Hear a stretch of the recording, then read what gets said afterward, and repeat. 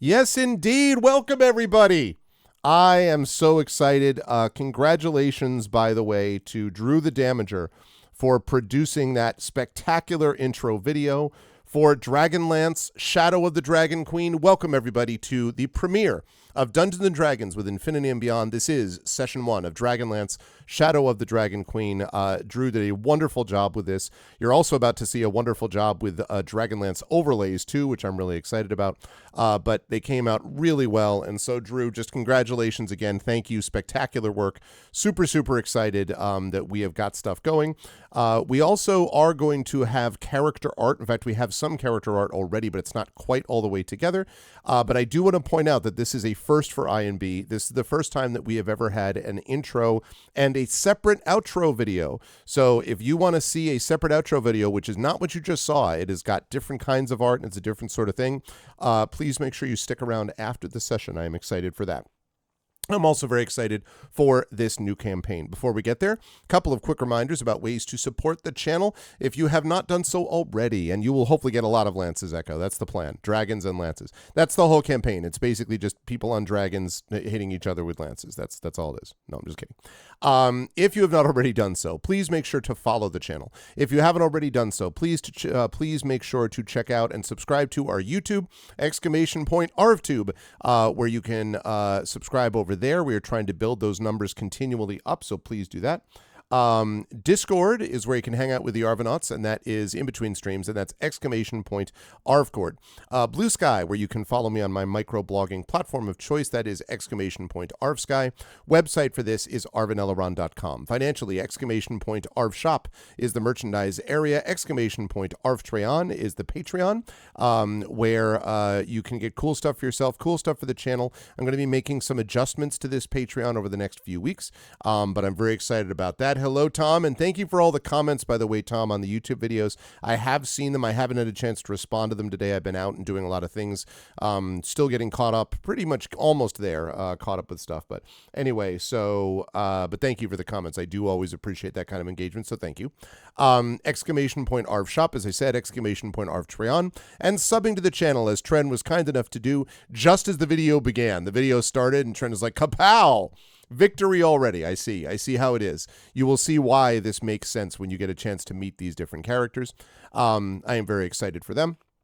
But exclamation point Arvtreon and of course subbing to the channel both help us, so please do that. On the publishing front, exclamation point Icarus, my graphic novel, exclamation point Library, that's my Tales and Tomes from the Forbidden Library, my 5e adventure and sourcebook, and exclamation point Greyshade is my Greyshade IP, Greyshade Renegade Heretic, the Grey Assassin Trilogy, critically acclaimed, award-winning, available at that link. You can also get the audiobooks of Greyshade from our very own Trent Sparks, about whom more in a moment, at that link, and you can also pre-order the tabletop role-playing game of Greyshade, coming to you from lead designer Brandon O'Brien very soon, so please do that. And as always, exclamation point BLM, Black Lives Matter, important to affirm and assert the significance and importance of Black lives. Exclamation point Help Now, the World Health Organization page on suicide prevention, important to reach out to others when you need help and reach out to others when they need help as well. And exclamation point Ukraine, UKRAINE, to help the people of Ukraine as they fight back against an illegal and illegitimate war with bravery and courage, and send the message will do so for others in that situation in the future.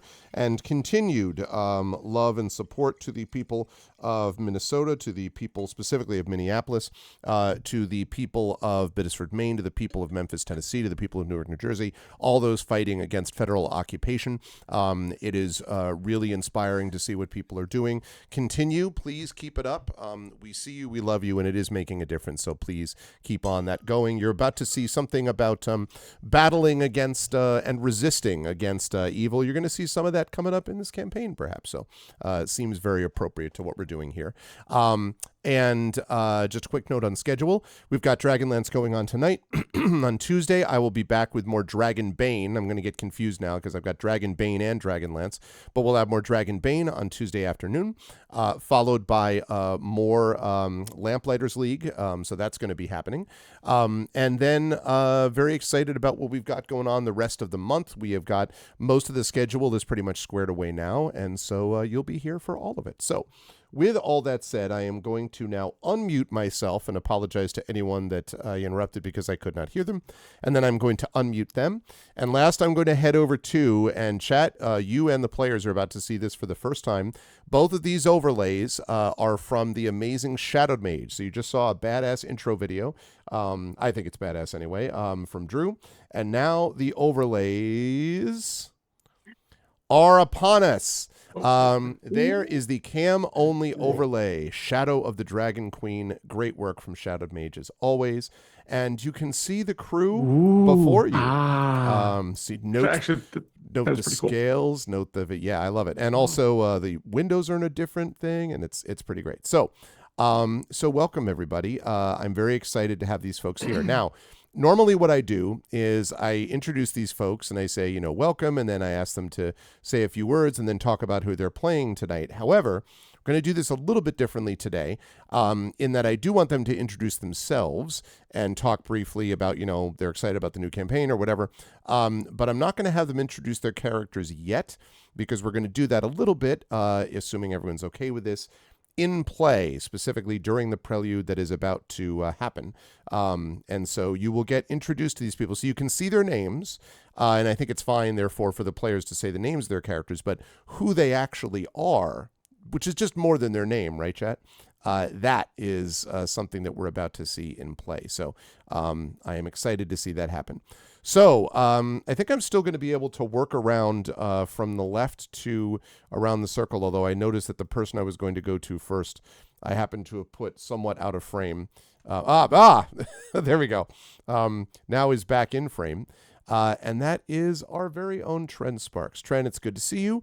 Welcome, welcome. We are here. We have arrived. We are planned. We're set to go. And so I will simply say welcome back to another Infinity and Beyond campaign. And how are you feeling about this evening?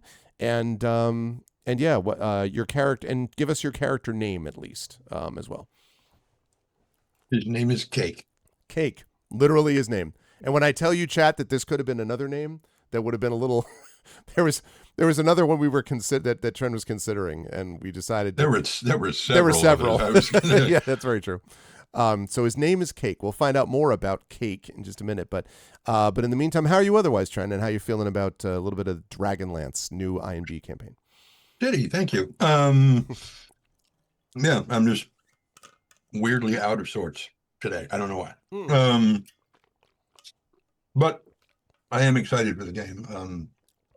Mostly. Um, like a lot of other people, it's been, a couple of minutes since I've read these books, um, which I think I only read them once, Hmm. and I haven't. I've seen the cover art in the last 30 years, Hmm. but that's about as far as I've gotten. So every time I'm like trying to do any kind of research, I can't find what I'm looking for, but that's my how my search engine stuff works. I type in exactly what I'm looking for, and they're like, "Did you mean this?" I'm like, "No.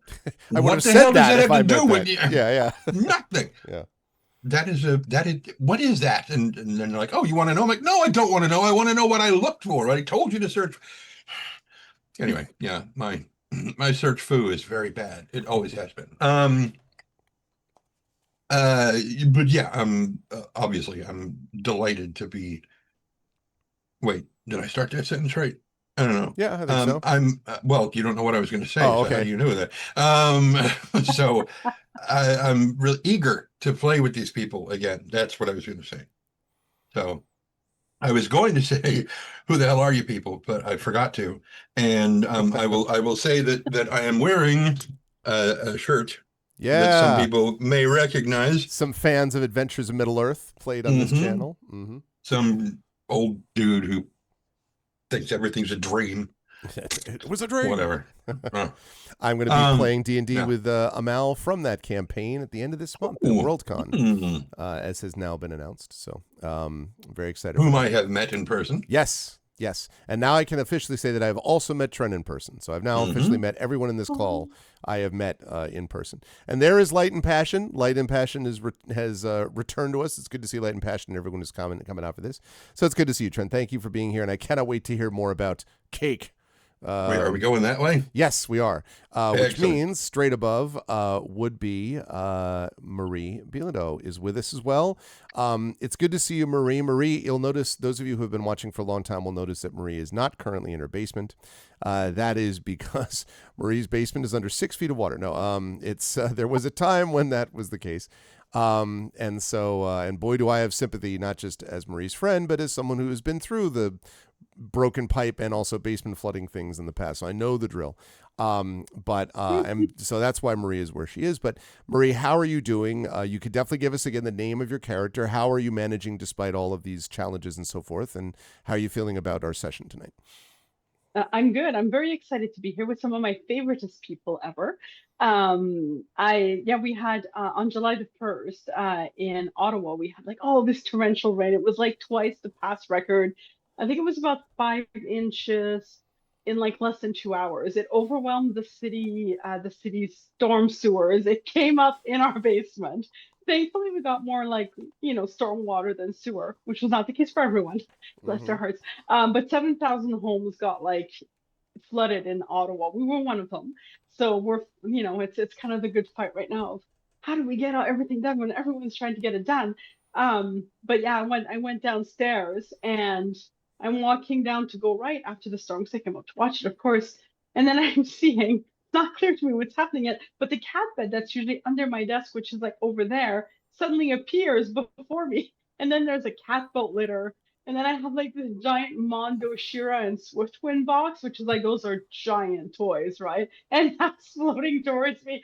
And I'm like, Carrie, I think I'm having a stroke because that's my go-to. That is not a sign of stroke, by the way. It's my go-to though.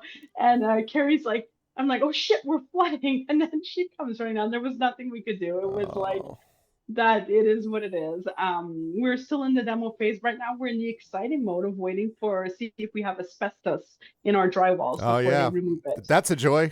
Yep, I yep. know, right? I know that well. Mm-hmm. Homes of a certain age, but honestly, we're good. I have a new office chair. I'm currently in my kitchen. The cats might be around more than usual because they only have like limited space to go in. Half of that space is taken up by the bins from the stuff that was downstairs. So, Mm-hmm. but we are fortunate. So shortly after we flooded badly and cleaned up, and I found squidgy things and slimy things Oh. and moldy things and things that move that should not move. So after we dealt with all of that, Terry and I went like about 8 hours away, southwestern Ontario, near Windsor area, which is like, near, well, technically south of Detroit. So we went there and we had friends with a pool. I took up as a hobby day drinking, and while I was day drinking, I read. It was just for my vacation. I'm fine. I'm drunk. I read the Dragonlance, most of the first Dragonlance trilogy. So I enjoyed them again more than I think I did the first time. But also, I have to say, perhaps the day drinking helped.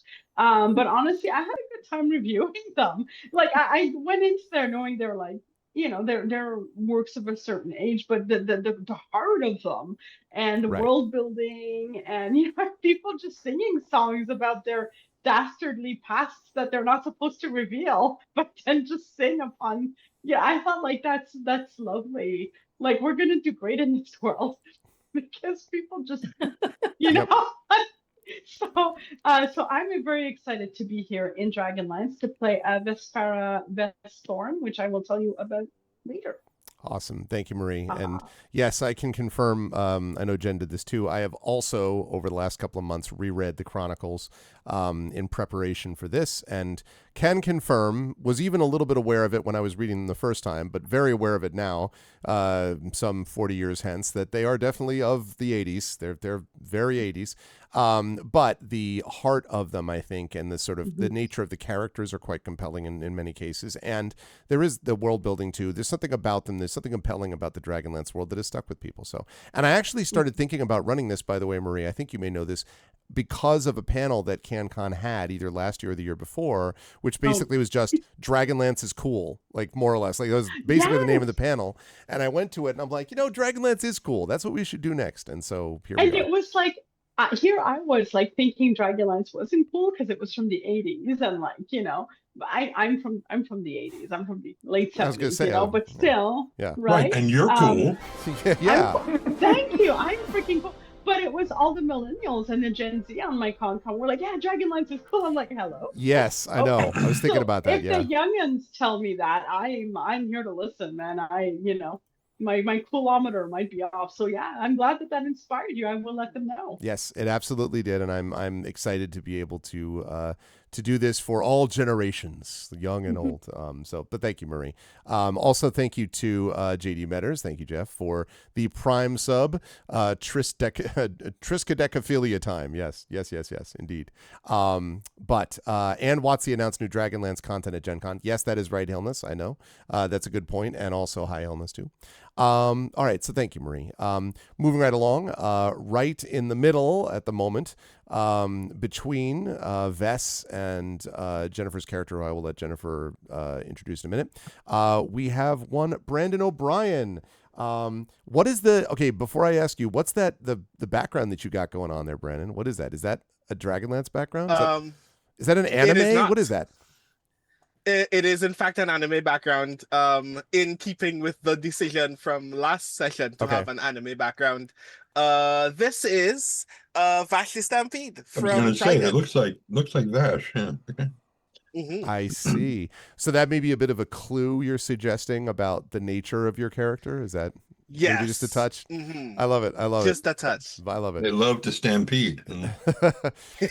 Yeah, basically Brandon's character will just stampede everybody. They just run over everyone all the time. No. I am in fact a plant for this entire campaign. But yes, would you like to learn my character's name? I would like to learn your character's name and how you're doing and feeling and all that stuff and about this campaign. Proceed, please. So we will learn more about my character soon, but I will be playing Zafra Lapis Flame Page.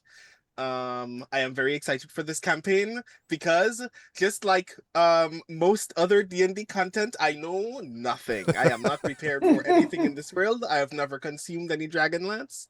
It was actually news to me.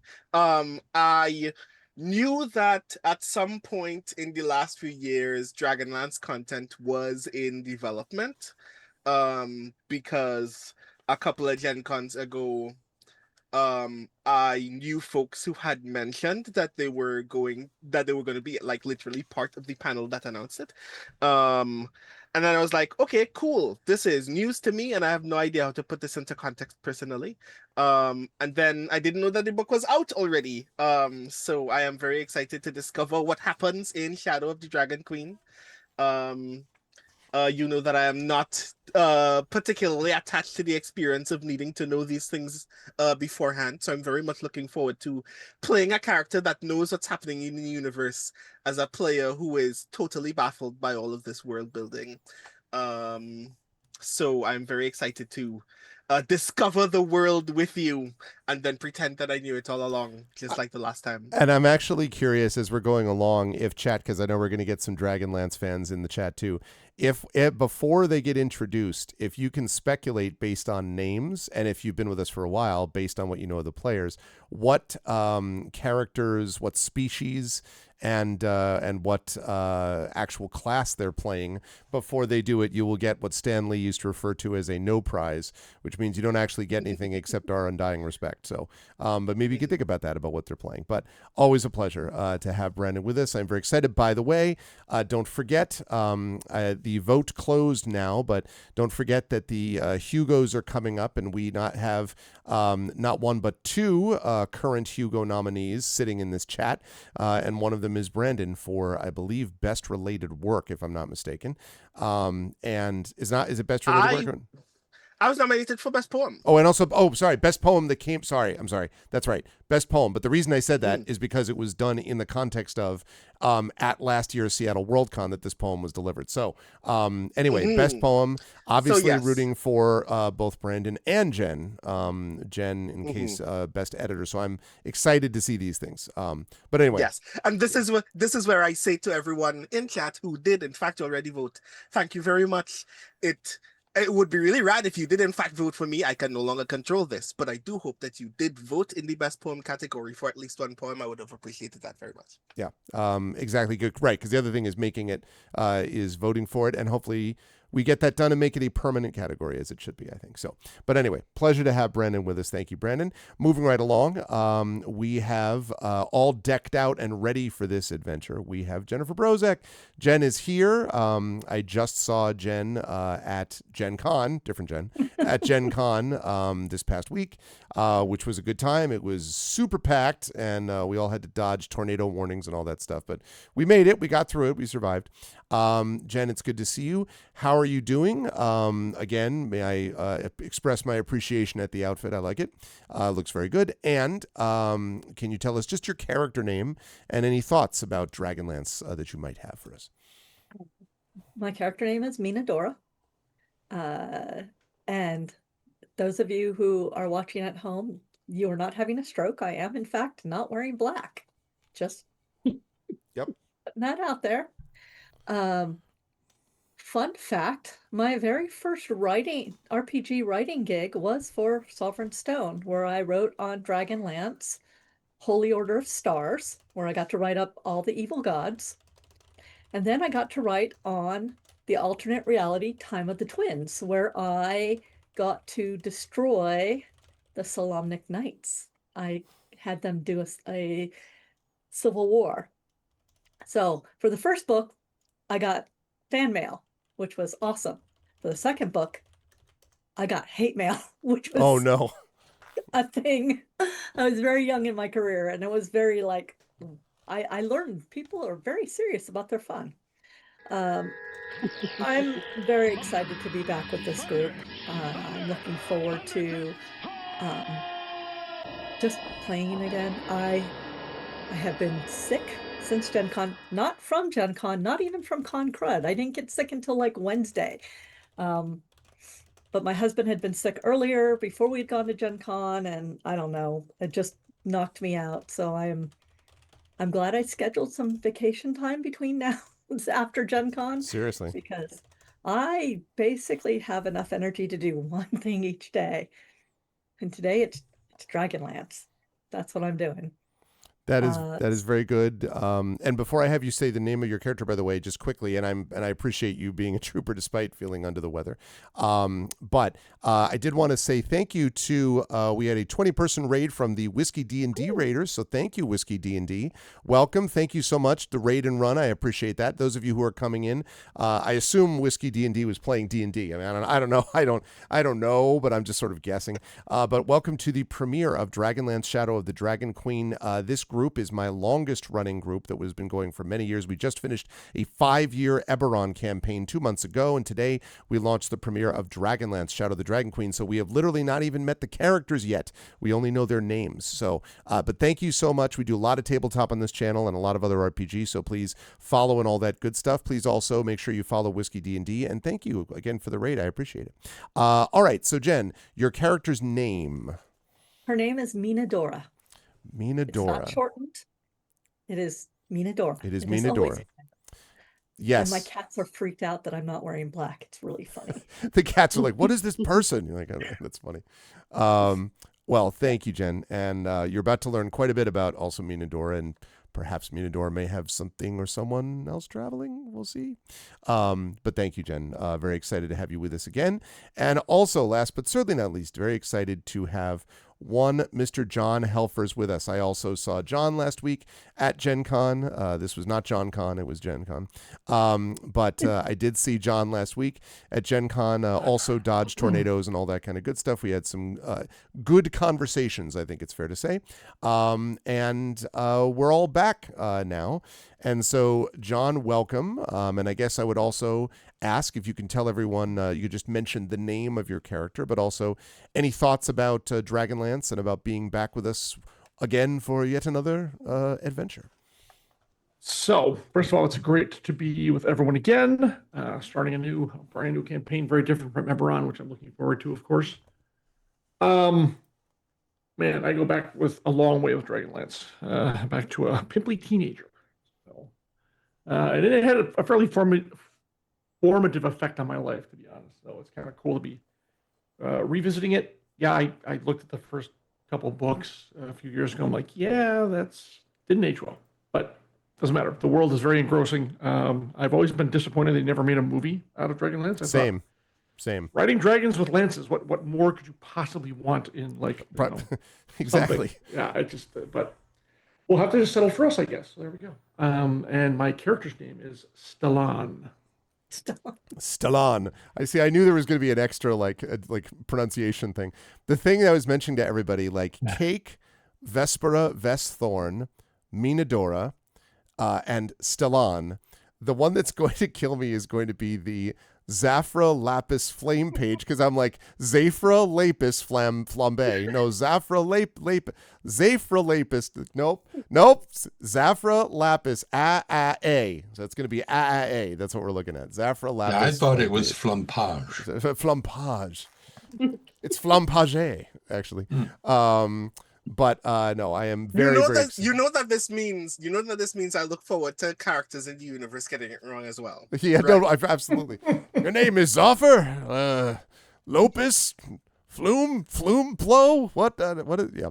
I'm excited to see that happen. Well, chat. We here at Infinity and Beyond want to tell all of you that we are very grateful that all of you have been watching this channel and watching these campaigns for so many years. I am personally grateful to all of these wonderful players for joining us with this. You will be seeing more character art from these folks coming forward and things of that nature. What I would ask is that if you enjoy what you see this evening, and you will, if you enjoy what you see this evening, what's good for you. Exactly. Or you will. No, yeah. If you enjoy what you see today, please do spread the word, and please join us again, because it's been real pleasure for me, and I think the players would probably agree, to be able to have so many of you in chat that come and see all of the sessions. Light and Passion continues to have the record for the coolest fan item I've ever received, which is dice inspired by our Eberron campaign that remains still just so awesome. Mm-hmm. That's just an example of it. So I'm very excited for this very experienced crew to get into this beloved moment, and so in this beloved campaign in this moment. And so I'm going to transition us over to the second of two overlays created by one Mr. Shadowed Mage. There we are. And I am so happy with Shadowed's work on this. I think they came out just very beautifully. There's an art to doing it where it doesn't override, but it's sort of, you just get the immediate feeling of what's there. So again, Shadowed, great work on this. All right. I'm going to give folks a little bit of a quick background here on the world of Krynn. just a bit, and then we're going to move directly into these preludes that will introduce us to the adventure that we have here and again to our characters. And it begins with one of my favorite lines actually in this entire campaign, and it is, "The world has ended and it's ending again." I love that so much. It's such a good it's such a good opening phrase. Glad you do. Yeah. and it's ending tonight. No, wait. You don't have to live here. Yeah, exactly. You're right, exactly. So let's talk a little bit about the history of Krynn. Krynn's earliest centuries have passed into myth and history. The story really begins in the age of Starbirth, when the gods forged the world from primordial chaos. This period's records are mere legends and scriptures, and there are a few today who credit their details as fact. We simply know that it was. Next came the Age of Dreams, a time when heroes battled the force of evil. Many modern cultures and institutions saw their origins in this era, including the Knights of Solamnia, the Mages of High Sorcery, and the Dwarven Kingdom of Thorbarden. Ironically, these cultures often dismiss one another's foundational stories as baseless myths, while fiercely insisting on the veracity of their own. Not that we've ever seen that happen in any other context or world that we could imagine, right? But during a terrible conflict known as the Third Dragon War, the knight Huma Dragonbane was granted the first of the fabled dragon lances. I need one of those like, bring, like every time it does the Dragonlance stinger. He used it to defeat the evil god Takhisis, the Dragon Queen, and end the war, forcing the god and her dragons to leave Krynn. The good dragons of Krynn, and there are good dragons and bad dragons in this world, soon departed as well, leaving the world to mortals and the gods who remained. During the 1,000 years before the Cataclysm, which was known as the Age of Might, several human nations flourished, conquering vast swaths of the continent of Ansalon in the name of good, but the triumph of the Age of Might sowed the seeds of its downfall. Because over the centuries, the great city of Istar in eastern Ansalon grew into a continent-spanning empire, thanks in part to a military alliance with the aforementioned Knights of Solamnia. Istar came to be ruled by a series of what were known as king priests, who declared Istar the center of the world and themselves the holy messengers of the gods of good. Under their leadership, Istar declared war on actions, peoples, and even thoughts the king priests considered evil. Increasingly rigid and theocratic, Istar reached its apex of power just before its apocalyptic fall. The last king priest undertook ever more audacious magical feats, culminating in a ritual to attain godhood which would have ruled Krynn forever in the name of good. At last, the gods, good and evil, united in condemnation and brought about what is now known as the Cataclysm. The Cataclysm, I should say, by the way, this came after some warnings. The gods were like, hey, listen, you're messing up here. It would be real nice if you could stop. And they made 13 of these warnings. Trees wept blood. Fires raged unnaturally. Cyclones struck the gleaming temple of the king priest. The gods even warned a few chosen mortals, but the messengers failed. The king priest and his followers dismissed the warnings as the work of evil and continued on their path. And so the gods, having no other choice as they sought, whisked away their most devout followers and unleashed punishment on all who remained. A mountain of fire fell from the sky, destroying Istar. The Blood Sea, a new ocean that split eastern Ansalon, consumed the empire. Coastlines shifted all over the world, sundering nations, drowning whole regions, and stranding ports miles from the sea. Though some lands escaped the worst of the destruction, none were spared some measure of divine wrath. The gods and their blessings then faded from the world, and in time even their names were all but forgotten. The Cataclysm ushered in a period of chaos. During the next 3 centuries, known as the Time of Darkness, cultures and ecologies were radically altered, causing famine and plague and mass migrations. The Knights of Solamnia, the champions who might have kept Ansalon united, were distrusted as former allies of Istar and persecuted across the continent, even in Solamnia. The elven nations shut their borders.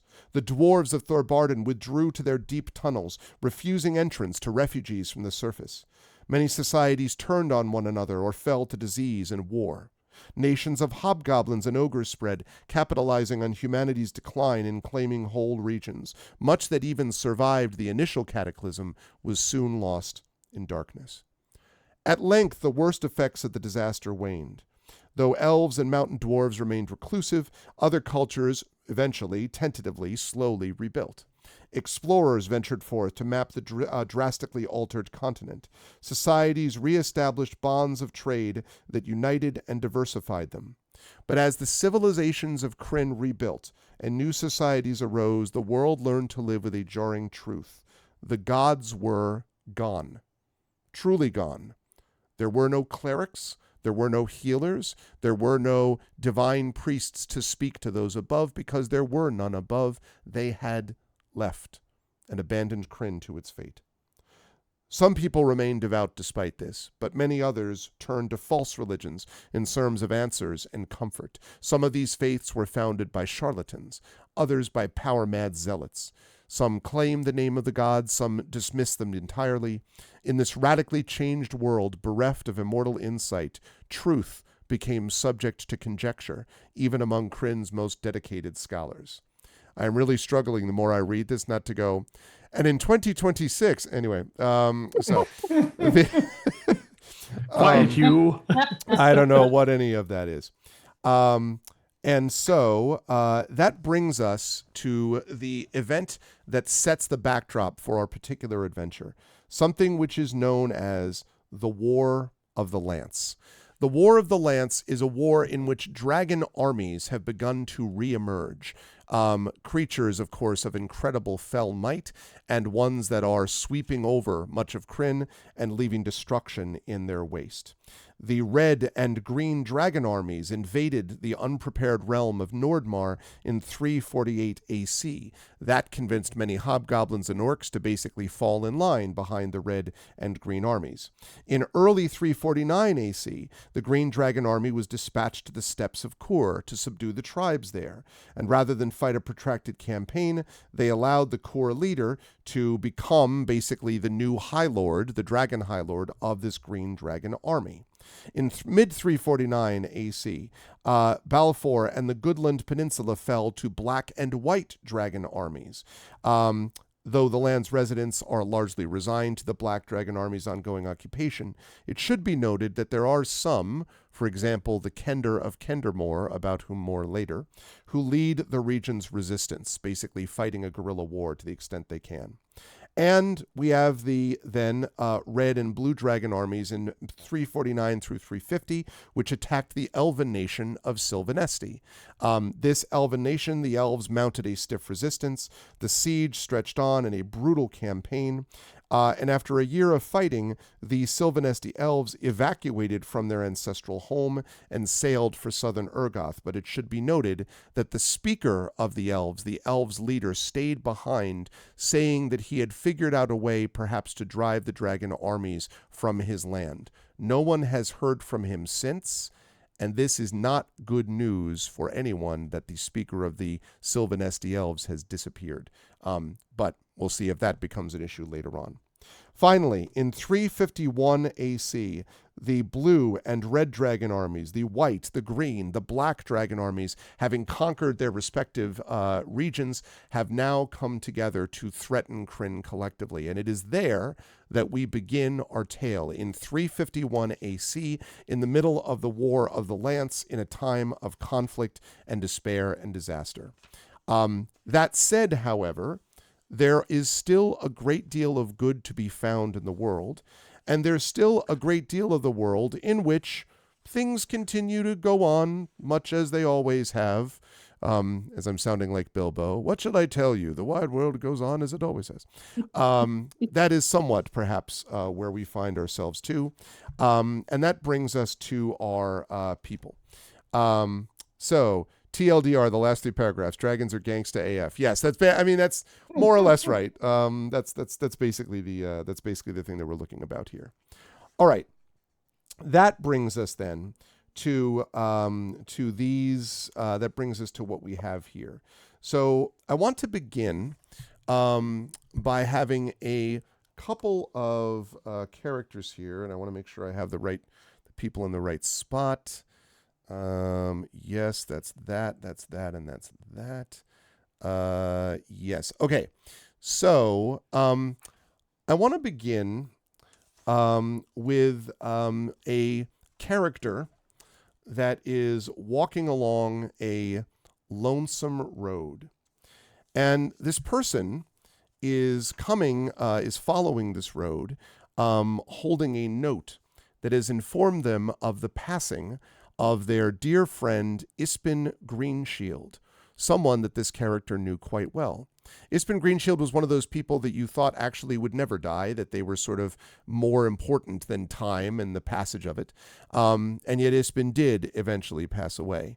A good-natured human adventurer from Solamnia, a person who loved to tell stories and often would tell stories to anyone who would listen, even if the stories were a little bit unbelievable.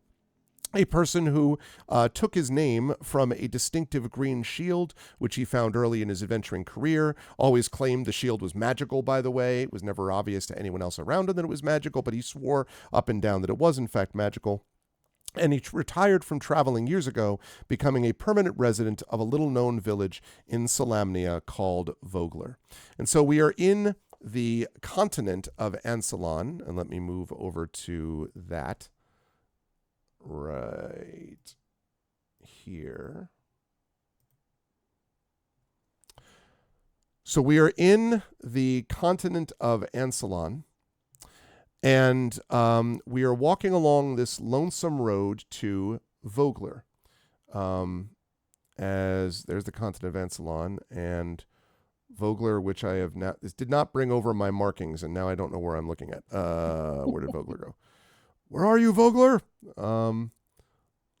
Right, up, down. I just want to make sure that we're grounded and we know where we're going. There's Solamnia, there's Lemish, there's Kalen. Yeah. Not bring over my marking, sorry. Vogler, where the hell are you? Let's see, that's Zarak. Yeah, no, I don't need that. Bloodhelm, Cormish, Heartland, Starpoint. I think he's still looking for it, Drew. Can't see the map. Oh, sorry. Why? Or oh, that's right. I know why. There we go. Now you can see the map. I'm just looking for Vogler, because it did not bring over my markings for some reason. And I'm trying to find where it is so I can make sure. Right there by that other thing. With the thing by the stuff. Oh, yeah, that yeah, as long as I know that it's near things and stuff, I'm good. Like that's all I should really need. I will point out, here's the Blood Sea of Istar, previously mentioned, where there used to be a kingdom, used to be a great city, and now is just this sea. The Leviathan's Deep and all these things. We'll find a lot of these places over the course of time. There's Kendermore. Just can't find where the Devil Vogler is. I went through this and I found it. I can't find it again. All right. Well, I'll find it later on. Let's It's right move here. on. It's right where? There. Oh, yes. Thank you. So small. Well I couldn't done. even see it. Thank you. All right. There it is, indeed.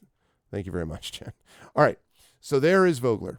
And we definitely didn't see your mouse. Don't see your mouse moving at all. That's because right now this one is down. So let me move it like this.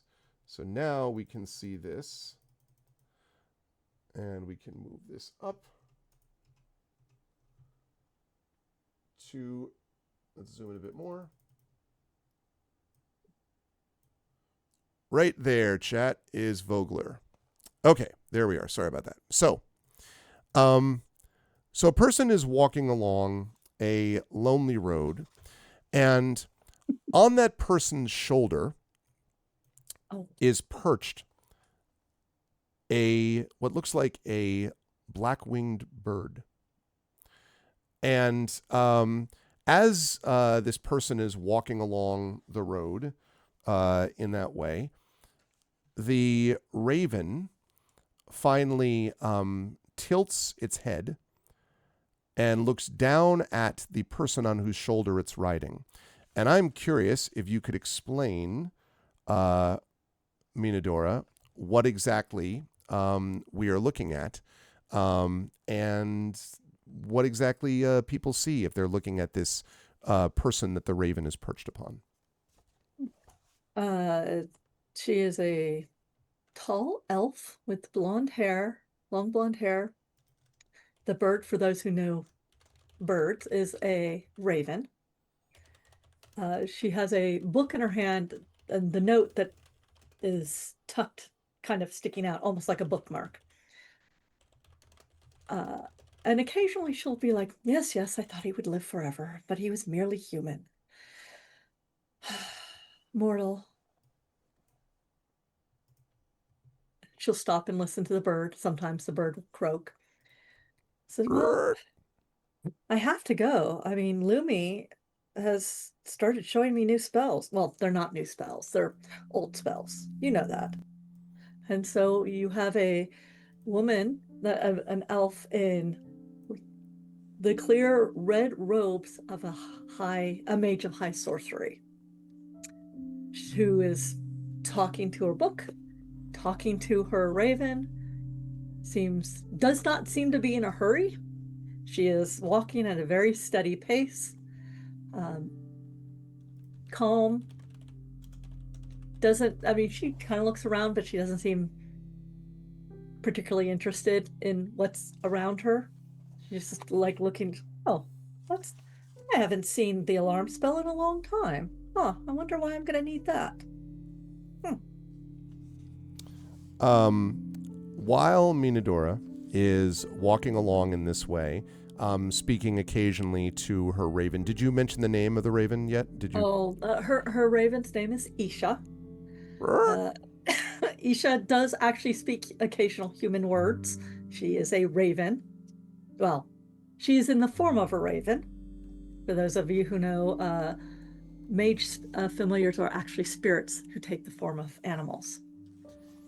And occasionally she talks to the book that does not appear to talk back to her out loud. As she is walking along doing this, at one point, Minadora, as you're walking along, you see along this road that you're passing by, you can see someone else that is stopped and is sort of has their hand up to their eyes, shielding them against the light, sort of staring along off into the distance. And I am curious if, as I double check something quickly, right? I want to make sure that I put the right person here that I was going to. Because I was going to do that. Yes. Okay. Right. I'm curious as to what, as Minadora is looking at this figure, which seems to be heavily armored, I'm curious if we could hear a little bit about what Vespera looks like. So, Vespera is wearing heavy armor, as mentioned, but her noticeable helmet, which signals she is a Knight of Solamnia, is actually not on her head, but hooked to her belt. She has a large sword on her back and a shield hooked on the other side of her belt. She is looking in the distance to make sure that she's heading in the right direction. Her armor, unlike most knights, is mismatched. It doesn't appear to have come from one single set. It looks like it was gathered from a variety of different sets, which at a glance could look like it was created together, but upon further inspection, the metals don't quite match. The sizing even doesn't quite match, but she's obviously made it her own. She is fairly tall, but not too intimidating, and is middle-aged, has dark hair with a little bit of white woven through it, and she wears it in a braid on her side. And she has dark eyes, and she tries to keep, even though she's heavily armored, as per her role and station, she is not trying to stand in an intimidating manner and an inapproachable one. And if Minadora were to catch her eye, she would not give her the perhaps less than trustful look that a Knight of Solamnia would give to an arcane user. She caters this expression to be not angry and not dangerous, even though she does look dangerous being who she is. Question. Did you say an arcane user or an arcane loser? I couldn't quite Look, tell. it's an arcane loser. She'll just smile and go, Okay. So Minadora, you see this and you see Vespera, because you don't know the name yet, turn around. And I'm curious what, other than Vespera having this expression, what the two of you would say to each other. Should also mention that Vespera is also holding an invitation to the funeral of Ispin Greenshield. And how Vespera connected with Ispin is something I will be curious to hear, but we can talk about that as the two of you are talking to each other. So, Vespera, you, for your part, see Minadora walking along in the way that has been previously described, with this book and with a raven. Sticking out of the book. Yeah.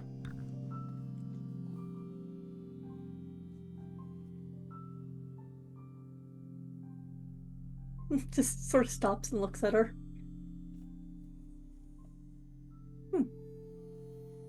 "Good day, stranger. Out of curiosity, do you know if this road leads to the village of Vogler?" I hope so. Last time I came this way, it did. But things tend to change so quickly. Hmm. Are you going to the funeral? "Oh, I am. Did you know him as well?" He often visited me in my forest. "He was well traveled, and he did like interesting company, so I'm sure that you would be that, if you would like to have company on the way to the village." Sure, that would be fine. How did you Wonderful. know him? Oh, just stories here and there, a few adventures together. But it's been a few years, sadly, since I've seen him, even before I took my oath. But I am sad to see he is gone. Sometimes it feels like things slip away faster than they should. That is the way of things. It's been a mere decade and a half since I've seen him, I think. Saw him. Well, yes. Shall we go? Let us. How tall are you? Are you like tall or? I hadn't fully decided, but I think I'm gonna be. I don't want to be like gigantic. I think I'm gonna be like 5'8". Okay, so you are taller than she. She's more like 5'5". So. Well, I suspect we would be a formidable pair. Should there be whatever. Indeed, should there be whatever. Perhaps company is better on these roads. Oh. I say that because my book has decided that I need an alarm spell, so. Your book has decided this. Yes. Lumi. She's got opinions. Many. Ah. And how? I know that your people can be of certain age and always look as youthful. So I find it hard to understand your age, oh wise one. Please continue. Perhaps you have been in your forest for some time. May I ask how old you are? I don't actually know anymore. I was before the cataclysm. I am after the cataclysm. The cataclysm's ended, right? Yes, it has ended. Before and after the cataclysm. After a few hundred years, several hundred years, 500 years, I don't know. It's been long enough that it does not matter anymore. I understand. I'm glad that your book keeps you good company. As does Isha. Ah, you're familiar. Sometimes is too curious for her own good. You'll notice, or you'll probably notice that Vest takes a little steps on the other side of where Isha is. You don't Yeah, like birds? just. Oh no, I am fine with birds. I am fine with birds. I know little of familiars. Perhaps my discomfort comes from my ignorance. Isha says, "Night." Yes, I am a knight of Salamnia. Tilts its head multiple times. I look for your reaction, but She just looks at the bird and says, "You know about them. Mm, Friendlier than the last one." I try not to judge too quickly. Well, you haven't tried to set me on fire, so that's nice. Oh, that I am sorry to hear that you've had that experience with others of my order, but I promise you that unless you choose to attack the innocent, Technically, I they will wanted not. to set my house on fire, but Oh, I was in the house. that still seems rather violent. It was during the cataclysm. There was a lot of violence. I would love to hear all of your stories, wise one. Well, please Perhaps don't you call me will. that. Please don't call me that. Aged one? No, no. Are you trying to make me not like you?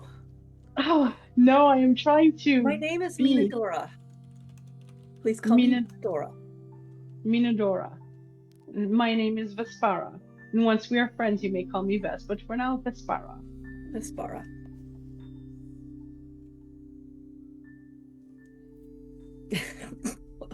What wise one.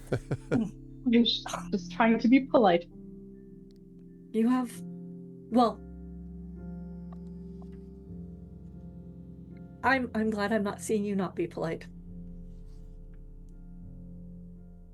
Well, hopefully we will know each other enough to share some tales on our journey and perhaps get to know a little bit what each other is like. How old are you? Me? Oh, Yeah. I'm only 46. Oh, so young. Goodness. Not so young in my race's terms, but young enough, I suppose. I will like hanging out with you, I believe, Minadora. Well, I don't particularly like people, but I do like individuals. Therefore, it is a pleasure to meet you, Vespera. And you as well, Minadora. Now let us be on your way and on our way lest we be late. So, as the two of you make your way down the road, I want to jump us forward a little bit in time to the evening. You have found yourself a comfortable, relatively safe place to be able to rest. But you are visited, each of you, by a kind of dream. Let us put it that way. I do set up an alarm spell, by the way. Okay, good. Yeah, no, that's a good idea. And the funeral won't start without the invitees. There's nowhere else to be. Well, but this is kind of a big deal that you get. I mean, Green Shield, both Vespera and Minadora would know. Green Shield is like a larger than life figure in a lot of ways, and so you get the impression there are going to be a lot of people at this funeral. So, it's kind of a celebration in a way of the experience of his life based on the kind of character you know him to be. And so that evening, when you are dreaming this dream, you are troubled, both of you, in different ways by what this dream looks like. I want to begin. And don't worry, by the way, people who are like, what about Cake and Stellan and Zafra? You'll get them. Don't trust me. But this is a bit about how each character comes to be. Looking forward to the Stellan cake. Yeah, exactly. A lapis Stellan cake coming up. There we go. All right. Exactly. Delicious. It's totally delicious. I want to start with Ves. Ves, in your dream, you are standing at the center of a forest clearing. There is clashing steel that echoes from the thicket beyond, and as you look around, you realize there are piles of bodies covering the ground. one of the fallen clutches something against their chest, and you're not sure what it is that they're holding, but you feel the urge to reach for it. Before you can, though, the object glows and then flashes with intense light. And as it flashes, you kind of do this, huh, and you wake up to notice that nothing is out of the ordinary except Minadora is no longer next to you. And I'll talk about Minadora in a minute. You were alone in the area that you chose to bed down for the night, Vess. And you do, as you're thinking back about the vision, realize that the vision was an amulet of some kind. At least you kind of remember that a little bit. And as you're sort of, looking around at this stuff, I mentioned that there was nothing out of the ordinary, but as you notice that Minadora is not there, you also notice that actually that's not the only thing that isn't there. You notice that a lot of the sort of setup for the camp, food, sticks that were used for kindling for the campfire, rock, stones, things like that are around you. And even, in fact, some of the tarpaulin that you had slung above you to sort of keep you safe from the rain has been taken down and dragged down the path. I will come back to, in Minadora, when we get to you, why your alarm spell wouldn't have picked all this up, but just stay with me, okay? So, Vess, you see that there is this, looking around you, you're like, there's no bodies, but there's definitely a bunch of stuff. The camp looks a little bit like it was almost ransacked in some way. And there is a trail of food and cloth and just a bunch of stone sticks and so forth that seems to lead into the brush away from the clearing where you are. I would pull out my sword, and then I would, as carefully as a armored knight can be, I would follow the trail. I was with Minadora. I do not abandon my traveling companions. Okay. I would like you, please, to make a investigation roll. Our first roll of the campaign. Ooh, let's see how this does. I am not good at investigation, but I'm going to roll it. Okay, so I have this fancy dancy new character sheet. Investigation. Okay, +0. Excellent. We are looking at an 18. That is 18. Oh, wow. That is a good opening start. It is. 1 second here. Let's get one thing there. And there's that as we get this stuff going with those things. Okay, great. Yeah, it's pretty close, Drew. That 20 was a good setup for this, as we had it. So that was a good setup to begin with. Not a bad start. Okay. So as you sort of are looking more closely down this way, let me get rid of that. Okay. As you're looking more closely down this way, sorry, the reason I'm looking over here is I have a new video card and I'm making sure that it's not causing problems, but that's fine. Okay, it is working. So as you're walking and following down this trail, about a few 100 feet away or so through the brush, you find some of the belongings the sort of pile of stuff. They were taking the tarp and everything else, like I mentioned. You find a bunch of those discarded, more or less in the middle of the forest from the clearing where you were, a couple of 100 feet away from there. Nothing is missing or damaged. And you're not, as you look around, you don't see anything obvious in terms of what might have brought your possessions here. But as you're looking at these belongings, you do see something that you had not had before, at least the day before. And that is that you find something which, as you look at it, seems very familiar to you from your dream. You think you're looking at the same amulet in real life that you saw in your dream. And as is the case with your vision, you find yourself almost inexplicably drawn to this item as it just sort of sits there. This amulet sits there on top of the stones and the campsite and all the rest of that stuff. Okay. I'm going to keep my sword in my hand because I am not sure why it is there, but I'm also very suspicious of this. but I'm going to walk forward and look at the amulet because it is the next clue to leading me towards my traveling companion. Okay. As soon as you touch the amulet, now I have a question here, which is, as a knight of Salamnia, what god or deity, theoretically, Vess, would you have worshipped? Oh, that's a good question. Did not write it down, but probably a few of them. She's not a heavy. She believes in the gods and that they have left, but she believes in what she can see, in what she can hold, Okay. and is willing to understand that the gods exist and that it is part of her order. But she has not, allied herself to a specific god. Okay. I would say then that probably what you're looking at, I'm going to pitch this to you. You tell me if it fits. I would say that probably what she's looking at is a symbol of what you know to be Paladine.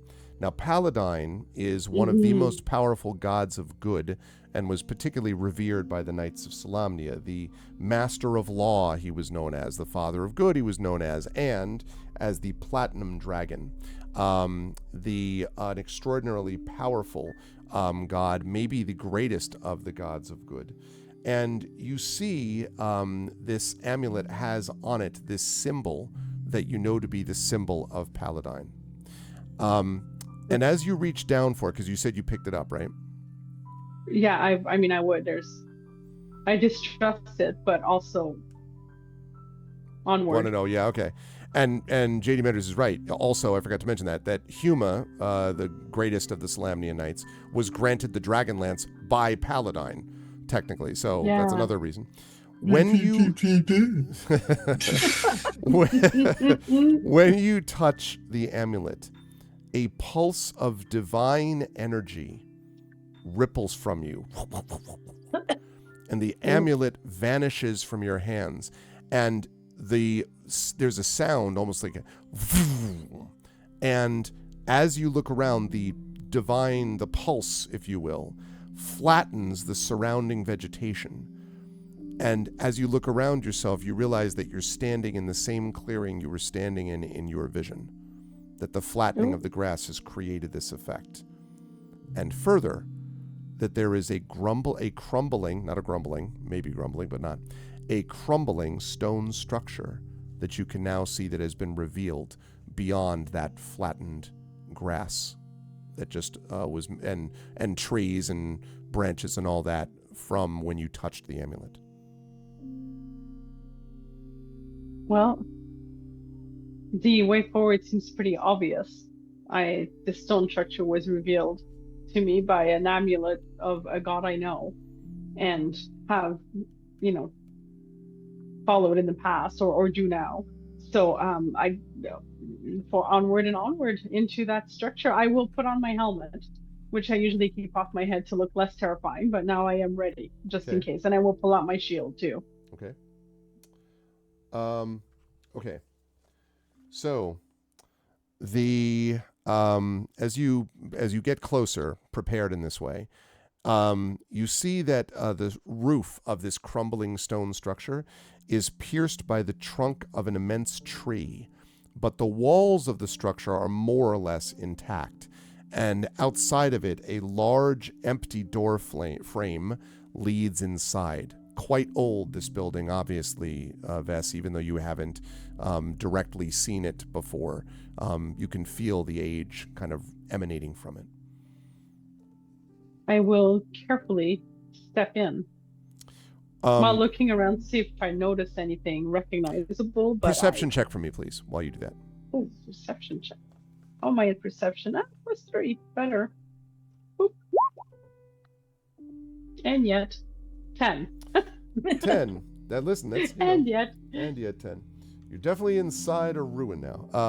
Okay. So the tree visible from outside breaks through the ruin's marble floor, you can see, and it stretches through the collapsed ceiling. And around it, there are broken statues lining the remaining walls that are standing in crumbling alcoves. And you can see these statues are they're pretty sizable, actually. Many of them are broken down. But if you wish, I mean, you could see some of them are still vaguely together a little bit, at least somewhat, in these various like alcoves that you can see around you. Oh yes, I wish to see. I would like a religion check from you, please. Oh, religion. Excellent. Oh, 5. I'm just. You're we like, should stop rolling. It's going downhill. She napped through those classes. yeah, exactly. Mhm. I think I there's some told gods you. here. I told you that the gods and we weren't like. I meant it. We're not really on speaking terms, you know. There is, unfortunately, so you don't recognize a lot of them, but there is one that you do recognize even with the 5 because it is the same image of Paladine, a white, powerful white dragon, white-scaled dragon that rises up, its head upwards, and its claw is reaching out towards the sky and almost pointing. And as you sort of look up, you can see it is pointing towards a set of twinkling stars in the night sky above. As it glances, as it's almost sort of staring up, and the claw is facing up that direction also. Unquestionably, a statue of the god Paladine, Vesper. I will nod my head in respect, salute with my sword, and look up to the 2 twinkling stars. Do they indicate anything to me? I think they might, because when you start looking up, the sky starts to glow. When at first you're like, wait, why is the sky glowing? And then you realize the glow is coming from the statue. And this glow emanates from the statue and then coalesces around it. Now, even though, parts of the tail and the wing and so on are kind of broken and crumbled, as this glow coalesces around the outside of it, you can see an outline as if the statue were back in place, right? So there's still ruined rocks, but now there is a spectral statue that you see before you of this Paladine, of this white dragon. And as you're looking sort of at it going, the claw that was pointing towards the heavens slowly comes down, and the face comes down to face you. And it looks in your direction, and then a voice says, "Approach." I sheathe my sword and I approach, even though I'd been about to fall on my knees, but now I will approach as instructed. When you do, the statue looking at you, and you again, it looks ghostly, but it's, if it were solid, it would be a vision of Paladine again, clearly. And as you get to it, it looks down upon you and says, "You are Vespera Thorn, Knight of Solamnia." It might be a question or it might be a statement. Go ahead, Ves. Yeah, I'm just going to say I am. Don't want to not answer the gods. Why have you come here on this night of all nights, Vespera Thorn, Knight of Solamnia? I followed a dream which led me here. What makes you follow a dream? My traveling companion went missing. I will not abandon one whose protection I have offered. This companion is a friend? Potentially a friend. It does not matter. This companion was my traveling companion. I will not abandon her. So you would fulfill an oath to protect this one that you seek? My life is my honor. I will fulfill the oaths that I see important in fulfilling. Your oath was not enough to prevent all of Kryn from descending into fire. The Salamnian knights failed, so it is said. Many things failed, and yes, the Salamnian Knights failed as well, but they succeeded in so many other things, and they can still be a force for good if they unite and continue fighting that which seeks to destroy Grin. There is a time of conflict, Vespera Thorn. A time of conflict which may lead those within it to sacrifice themselves. You would lay down your life for your honor? Death does not scare me. Living a life with no honor does. Would you lay down your friendships, your kinships, those for whom you cared, to preserve that same honor? I would not sacrifice them to it, no, because that would be dishonorable. But if need be, I would separate from them for their safety. And well stated. Those who would sacrifice their friends, those for whom they have sworn protection to maintain an oath, have forgotten the purpose of swearing that oath. Look up, Knight of Salamnia. And again, it raises its claw in the same direction that you were starting to look in. I look up. When you look up, you can see that the constellations are there, but not all of them. Two of them in particular are missing. One is the constellation of Paladine, the god with whom perhaps you are speaking.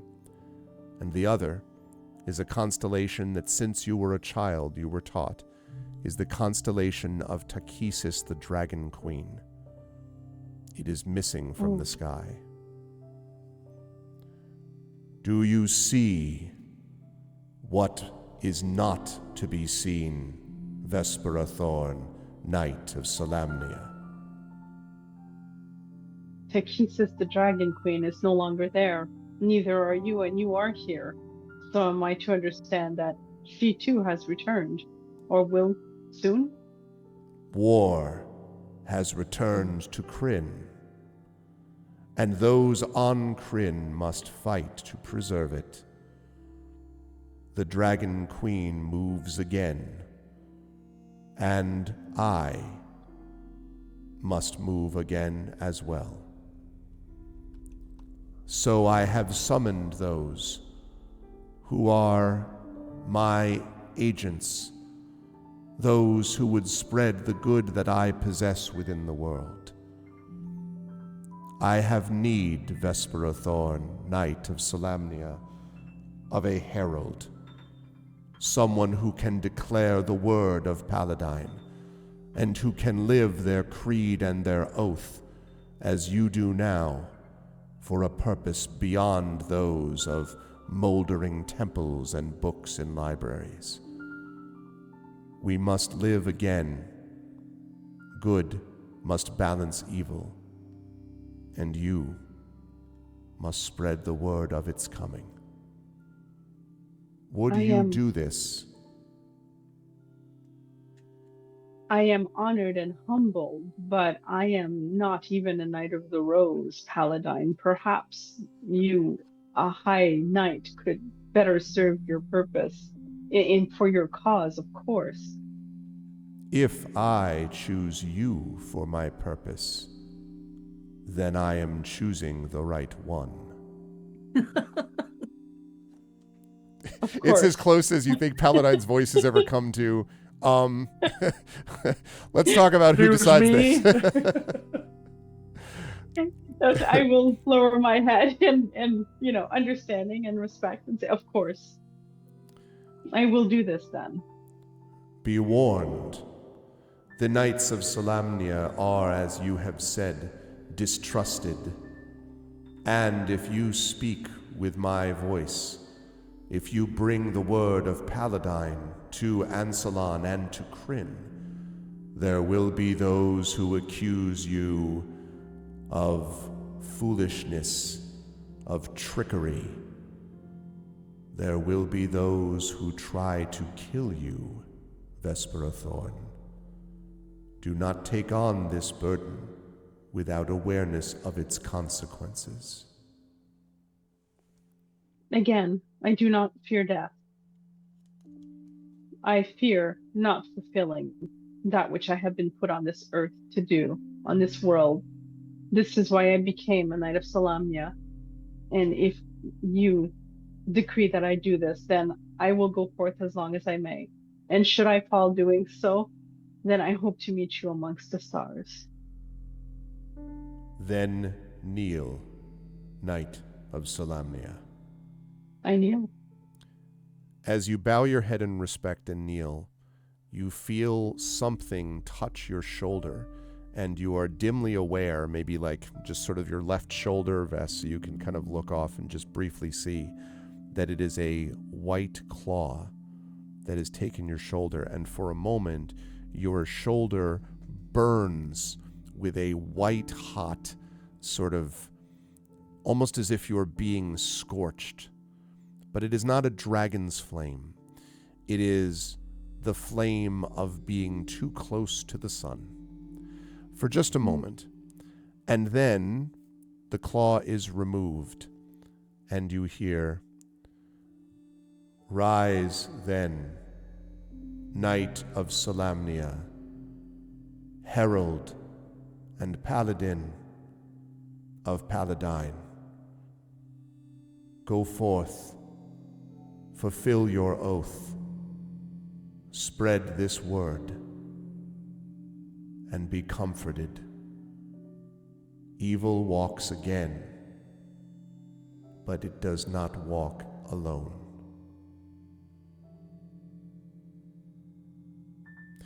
And there's sort of a moment there, and when you look back up, the statue is again in its ruined state. No spectral outline again. But as you look over at the left portion of your armor, you can see that Paladine's symbol, Vess, has been essentially etched into it, and it glows silver in the starlight. Ooh, Nice. that's lovely. I just pay my respect. I nod once more, stand, and I exit, assuming all has been said and done. When you exit the temple, Vess, you are walking back to sort of where you came from, and behind you, you hear a kind of, again, you remember that vroom sound. You again hear vroom sound behind you. I turn to look. You are in the forest clearing. There is no sign of a flattened amount of grass or trees or bushes or a sign of a temple. Oh, I take a deep breath and I head back towards the camp, hoping that my traveling companion will in fact still be there. Very nice. Speaking of that travel companion, Minadora, you have a dream too. And I promise I'll get to Cake and Stellan and Zafra very soon. But Minadora, your dream was a little different. Because as you awaken from this dream, or let me put you in the dream first, sorry. In this dream, this is important. In this dream, Minadora, you are engaged in a familiar activity. Because in the dream, you know that you are part of an important night. Ahead of you, you see the Barb. This is a jagged, half-ruined spire of gray stone. And many who aspire to join the mages of high sorcery have come here to prove their magic proficiency. The Barb is usually nothing more, you know, than a ruin, the construction of which predates the Cataclysm. But tonight, on the night of the Eye, when Kryn's 3 moons align, the ruin is alive with magic once more. There is soft light shining from the archway leading into the structure. And you know that you are here to participate in a test, Minadora. If you succeed, you will learn the next steps to joining the mages of high sorcery in this dream. Okay. So you're standing outside looking at the barb and at this arch. What do you want to do? Do I know I'm in a dream? Do I remember this? I think it's one of those things that you may remember elements of it, but I think it's one of those deals where it's like, I don't know if you'll know what I mean by this. You can sometimes be like, oh, this is a dream, but you can be like, maybe, like it's sort of a dream, but it also feels really real somehow, actually. I am an extremely vivid dreamer. Yeah. So I It's a dream. Yeah, exactly, Tani. In the Adventures of Middle Earth campaign, Tani, there was this whole adventure where one of it was Tani woke up out of a dream, an evil dream that a Nazgul was doing, and basically his companions could not wake up out of it, and so he was reduced to just being like, it's a dream! Like he's just sort of yelling at them that it's a dream. So that became kind of an inside joke about this. But so that's what I would say, Minadora. Like maybe you are aware of it, but this comes from the time when you were an apprentice, and an early stage of your career. Well, I will go forth through the arch. The arch opens, Minadora, into a large atrium lit with flaming sconces and adorned by grand tapestries depicting Kryn's 3 moons. Doors circle the room. The light of the moons cascades through broad windows high above, and at the center of the room stands a serene-looking woman with long gray hair and red robes. And she nods as you enter, and you know her to be Rovina, who is the barb's caretaker. And she welcomes you and says, "Welcome, Minadora. Welcome to the beginning of your path towards magehood. Are you prepared? I am.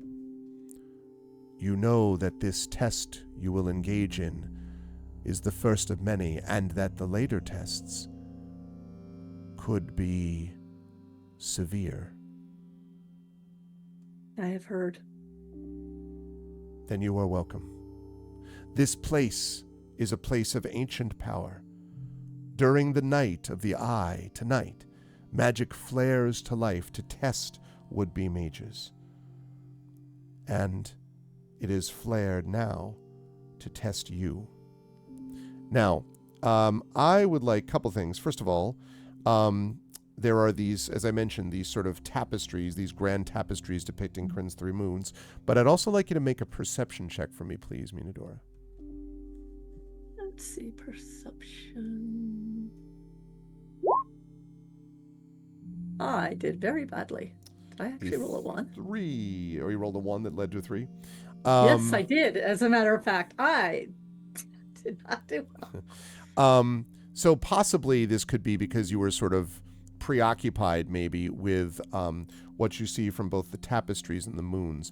Everything feels sort of more vibrant right now, Minadora. Everything feels more intense, as if everything around you has been enhanced somehow. Your vision feels sharper. Your hearing seems to pick up more. Everything, even your feet digging into the mossy ground below you, seems to feel the sort of rumblings of the things below you. You almost fantasize that you could feel the earthworms crawling through the dirt below your feet. Everything about you seems enhanced as you are prepared for this.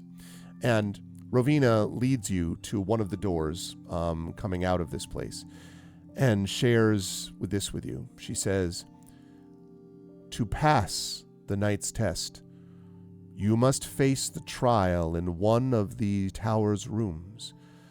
These are accessible only for the Night of the Eye. This trial requires magical talent, but it is not as dangerous as the test of high sorcery, which you must one day pass. Nonetheless, if you cannot complete it, you will never reach the stage of making the test of high sorcery. You must complete the challenge presented in the room, and different ones will face different challenges. This is yours. You have until the Night of the Eye ends, and if you have not completed the challenge by then..." And she sort of trails off. She says, "Are you ready?" Yes. And she opens the door and reveals a portal that is filled with swirling amber light. And she says, "Proceed then, Minadora."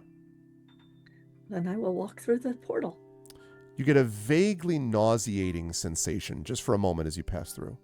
And then the door opens into a wide rotunda with black stone floors and walls carved with elaborate runes. The interior is empty except for a single pedestal at the room's center, and atop the pedestal, an ornate key balances on its tip. Behind you, the door that you entered through vanishes, and on the opposite side of the room, an identical closed door appears.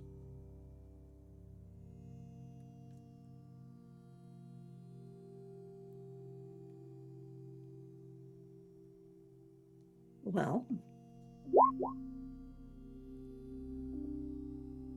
I step forward to take the key. As you begin to walk forward and towards, I combine them. As you begin to walk toward the key, you are stopped by what feels like an invisible wall. And as you kind of move over, you feel the wall sort of slide, like you slide your hand along it, and then find another wall that's over to your left. And as you kind of feel along it, you realize that you are dealing with an invisible maze of some kind. This is a large room, by the way, about 100 feet in diameter. So you only were able to take about a step before you ran into this invisible maze. What would you like to do?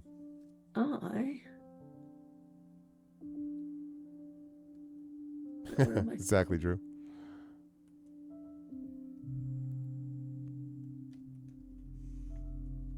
I do not remember what this does. Hold on.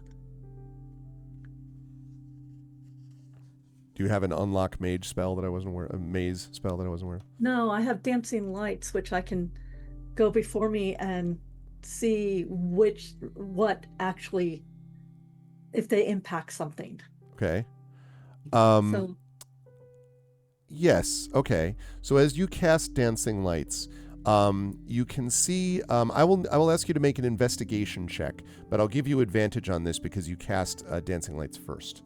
okay, investigation, advantage. 22. It's a good thing we had the advantage there. Yeah. Yeah, you can see now that there are places where the walls glow more intensely, and places where they don't seem to glow at all. And in the spots where they're not glowing, that seems to be where there's actually space in between them. And so as you follow around the dancing lights going around, dancing lights last for how 10 long? minutes? Hold on. I think it might be a minute. They last for 1 minute. Yeah, I think that's enough. Assuming that you kind of book it, you move at a good Also, pace. it's a cantrip, so I can just Okay. throw them up again. In that case, I would say that probably after about, let's say, 10 minutes or so, you were able to make your way through to be able to get to this spot. And as I mentioned, as you're going through, you notice that there are the floors and walls are carved with these runes. So there's that too. But as you're going through this, Are there any patterns in the runes? Do they you could make an Arcana check to get a sense of them. Absolutely. Straight up Arcana. 17. Yeah, you think you do know what those are, but you're going to need to go out. So you have two choices, basically. You'd have to go out of the maze, back the way you came, to go look at the walls, or keep following that, because you think you might recognize them, but you got to get closer to the walls to see them, or continue to the center to get to the key. I'm going to continue to the center. Okay.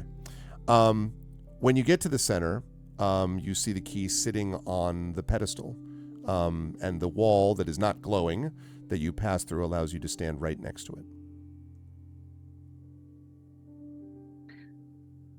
Well, obviously, it's going to be magical. Does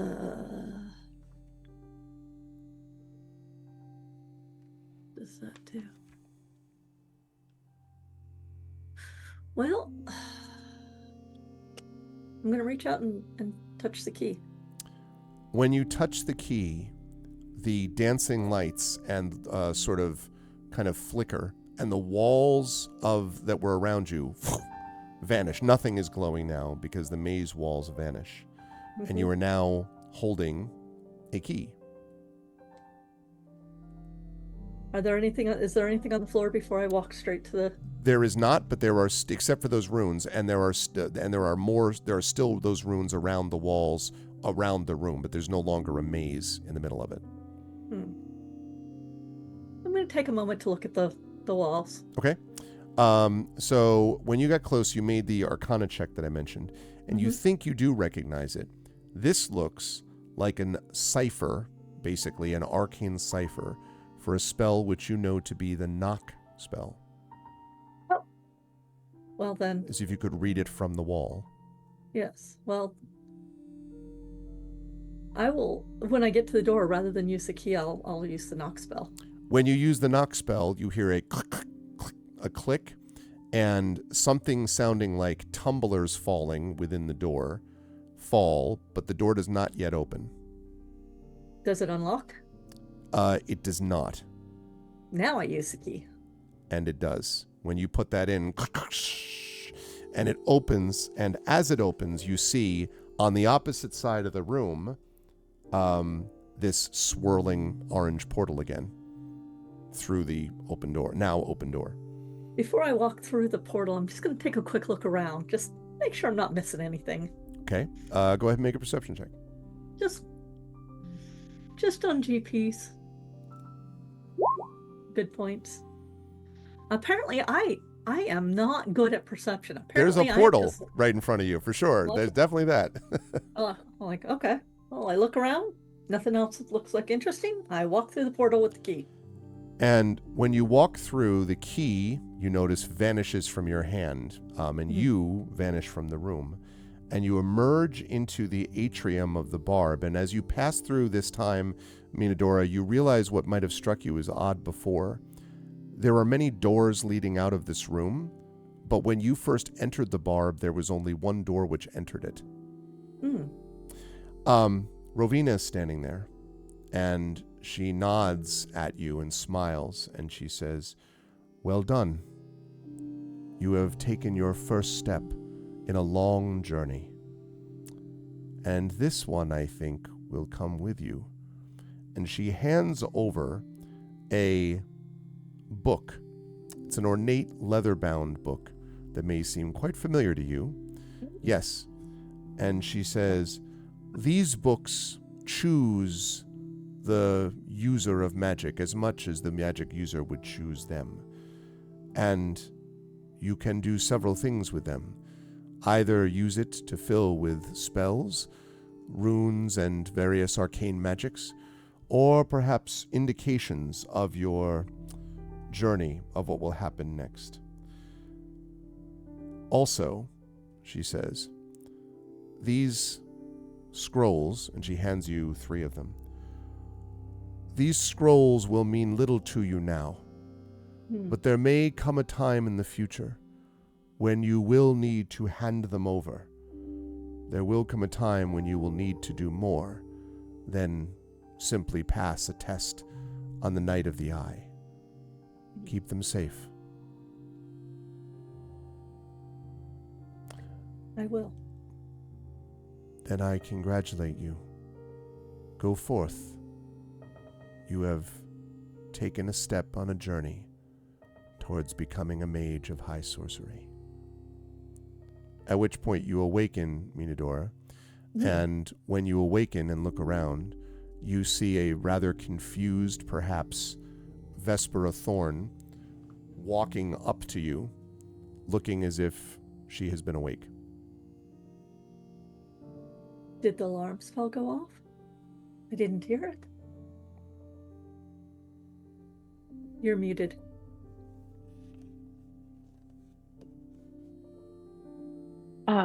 You were gone and I went looking for you. Where were Okay. you? I was retaking one of my tests as a mage. Oh, I was reminded of something that happened many centuries ago. And she kind of pats one of her pouches and starts looking through. And like, they're here. well, I had a strange encounter as well. I walked to find you and found myself in an old ruin, and there the god Paladine spoke to me. And she points to the claw marks on her armor, which were obviously not there before. He told me, and he told me to be his herald, and as the first person I encounter, then I will tell you. But he said that evil is spreading in the word, and that the Dragon Queen moves again. Hmm. Darkness is coming. The world moves in cycles. I had seen it before. I will see it again. The gods walked before, they will walk again. Well, though your words reassure me, for you are still here and you've seen this before. So perhaps it was good chance that I was with you when I received this message, so I would not despair, knowing that you are here after having faced the cataclysm. Well, unless something rather terrible happens, I will definitely outlive you. Well, I will take comfort in those words. And she just sort of pats your arm. Well, welcome, Herald of... Who did you say again? Paladine. Welcome, Herald of Paladine. Is tonight the night of the eye? I believe it is. It is, in fact, yeah. It is. Interesting. Well, and how often does the eye come out? Once a year? I believe the night of the. I should look at that. I actually don't know how Because often. if I'm supposed to give these scrolls over Every to year and somebody a half. Every year and a okay, half. I'm like, huh. Yep. Well, unless we meet somebody very, very soon, I won't have to do a thing. Otherwise, I have a date in a year and a half. Maybe, possibly. Interesting. That means I'm gonna have to leave my home. Well, we're both awake now. Did you want to just trade stories by a fire, or did you just want to continue on our path so the road may be a bit more dangerous during the darkness? Well, walking, I don't invite danger in if I can help it, so we can just pass the time. Unless you need some sleep. You are mortal. I do not think I will get much more sleep this night, if I am honest. But let us speak at least for a little bit, and then I may rest some. Well then, I'll make tea. That would probably explain why purified food and drink also just showed up. As Minadora begins to make tea for Vespera, I would like to bring us to another, not that far away, but a little bit of a distance, road. And I want us to begin with a formidable-looking, impressive-looking figure who is marching down the road. There are horns on this creature's head, and is moving with purpose, and, well, we'll find out what the motivation is in a minute. Could we get an explanation about what we see from Cake as Cake is walking down the road? And I will mention to Cake that you also have with you an invitation to Ispin Greenshield's funeral. Whether you have that in your backpack or whatever you're carrying in your belt or whatever the case may be is up to you. But you did receive this invitation. So what do we see with Cake? Is it still nighttime, right? Yeah. Wait a second.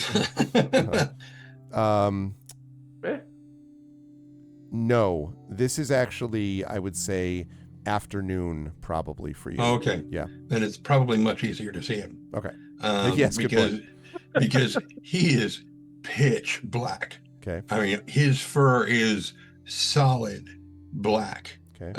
It's everything from his head down across his shoulders like a mantle is like a thick, heavy black fur, and everything else is like a super silky, short, fur. But everything is black. About the only time that you can see him easily at night is if his tongue is sticking out, because it's blacker on the edges and it's a big pink smear in the middle. And so if like he licks, you just see this pink, go, and it's gone. So he's a stealth And minotaur? Is that what he done? basically, yeah. Okay, all right. Except for the fact that he's very noisy. Okay. And so he's got it's sort of an axe and sort of a maul combined. They may be separate weapons that have been tied together. It's really hard to tell. But he's just clomping down the thing, and he's sort of humming to himself. But if there's a tune to it, nobody knows what key it's in. Mm-hmm. He's just blissfully walking down the road, and there is a crumpled, honestly filthy piece of paper sort of tucked into the only scrap of clothing he's wearing, which is a leather kilt. And it looks like it's probably a size too small, but it's been stretched, like it's gotten wet and it's stretched out, and but and you can't see his eyes because his fur he's like a Highland cow. It's just fur completely covers his eyes, and he's just trudging along, kind of, blissfully ignorant of whatever's going on. Let me have you make a perception check for me. So I'm going to say we'll do this at disadvantage based on everything you've just described. That's probably just right. Let's see if I can get my mouse to work. Yeah. It's perception. Exactly, guys. Shield. Boom, boom, boom, boom.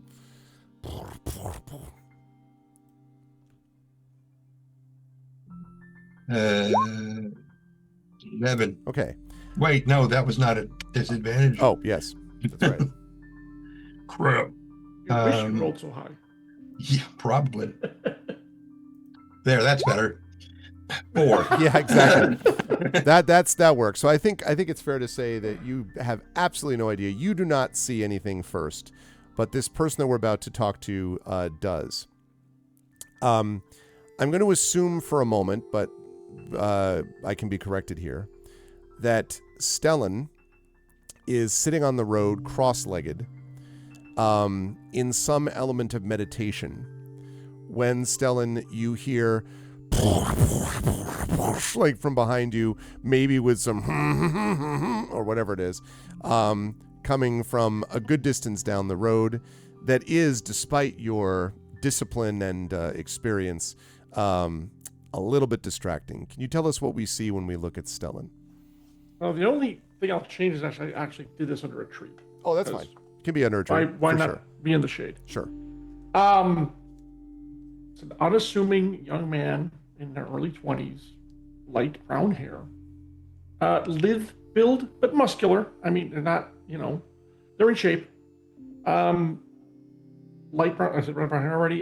They wear a sleeveless tunic with 2 leaf-bladed throwing daggers at the hilts pointing down, and that's really the only weapon that's visible on them. Mm-hmm.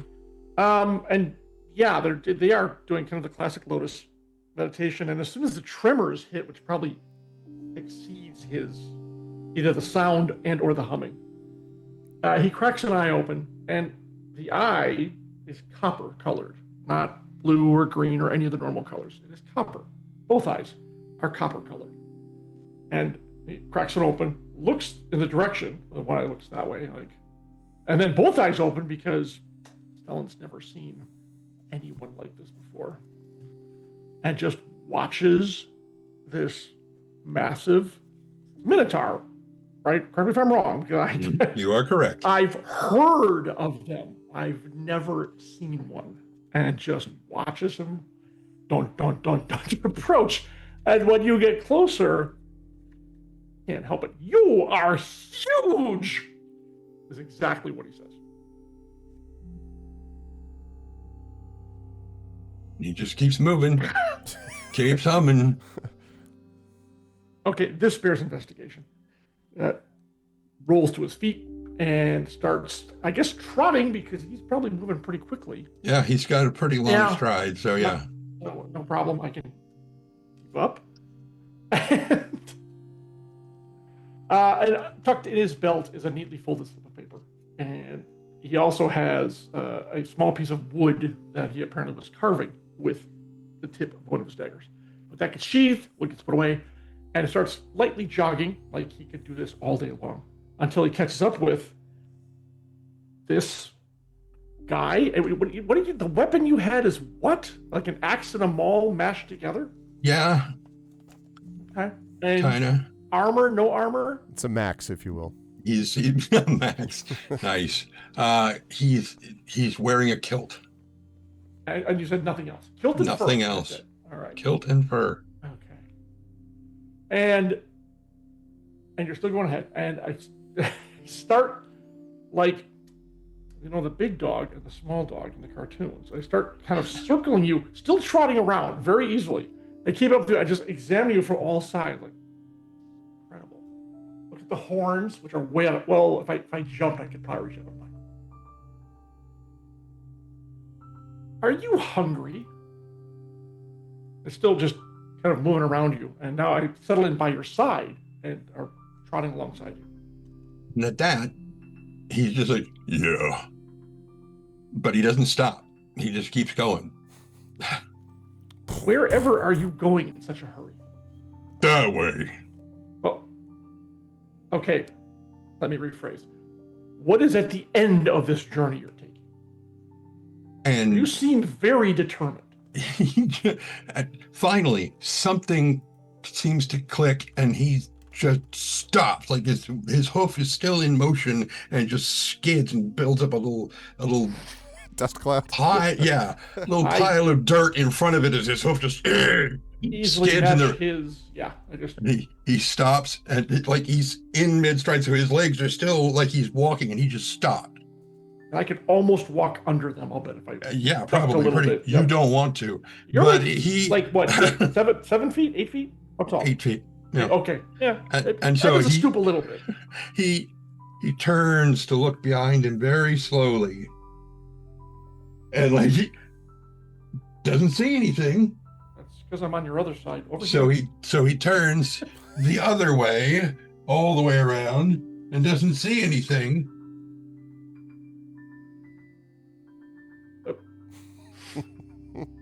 May I? Huh. You seem to have something blocking your eyesight.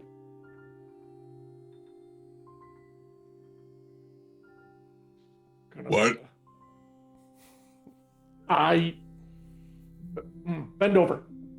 Which way? Forward.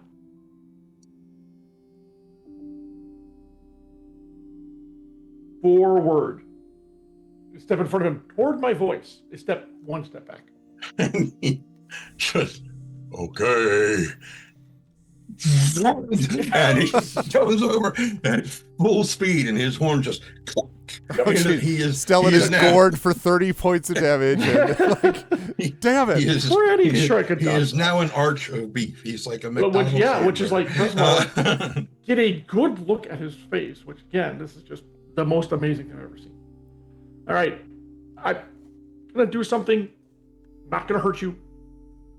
Just don't take off that thing and try to beat me with it, okay? Just relax.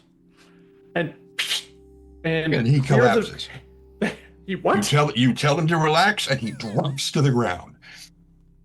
Okay, that works. And then like flick out my hands. I like brush the curtains of hair aside so we can actually see something. And he Like- shrieks, and his eyes go, "Ah!" And he swats your hands away and puts his hair. Oh.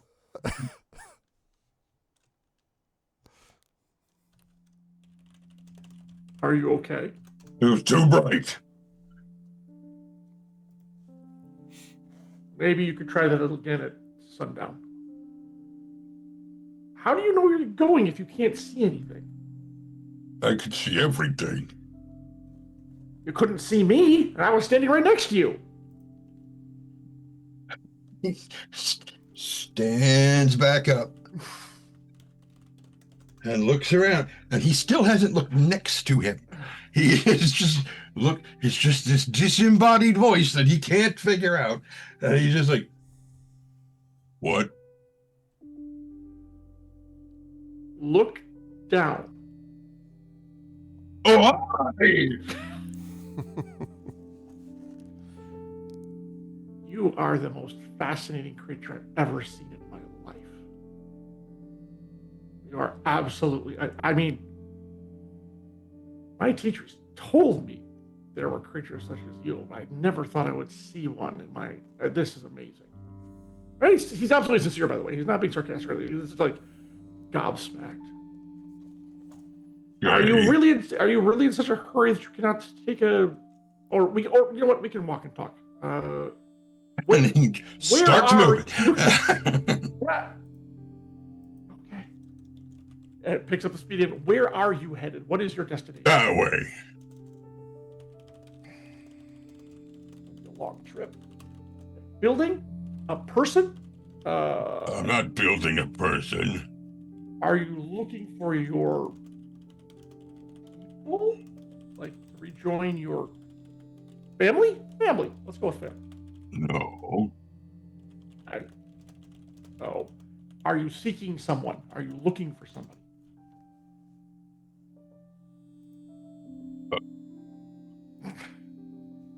I broke him. That way. Arv, what is that way? A road that leads towards eventually the village of Vogler, but it's a little bit, as you'll notice, it's kind of close to, you're not that far from the Northern Waste, which is kind of desert territory. You are in, there's grassland and a little bit of forest here, but it's pretty isolated. Not a lot of people around here. Are you heading to Vogler, perchance? Think I've been there. Well, you're not there now, and if you keep going, you're going to go back there. Is that where you plan to be once you stop moving?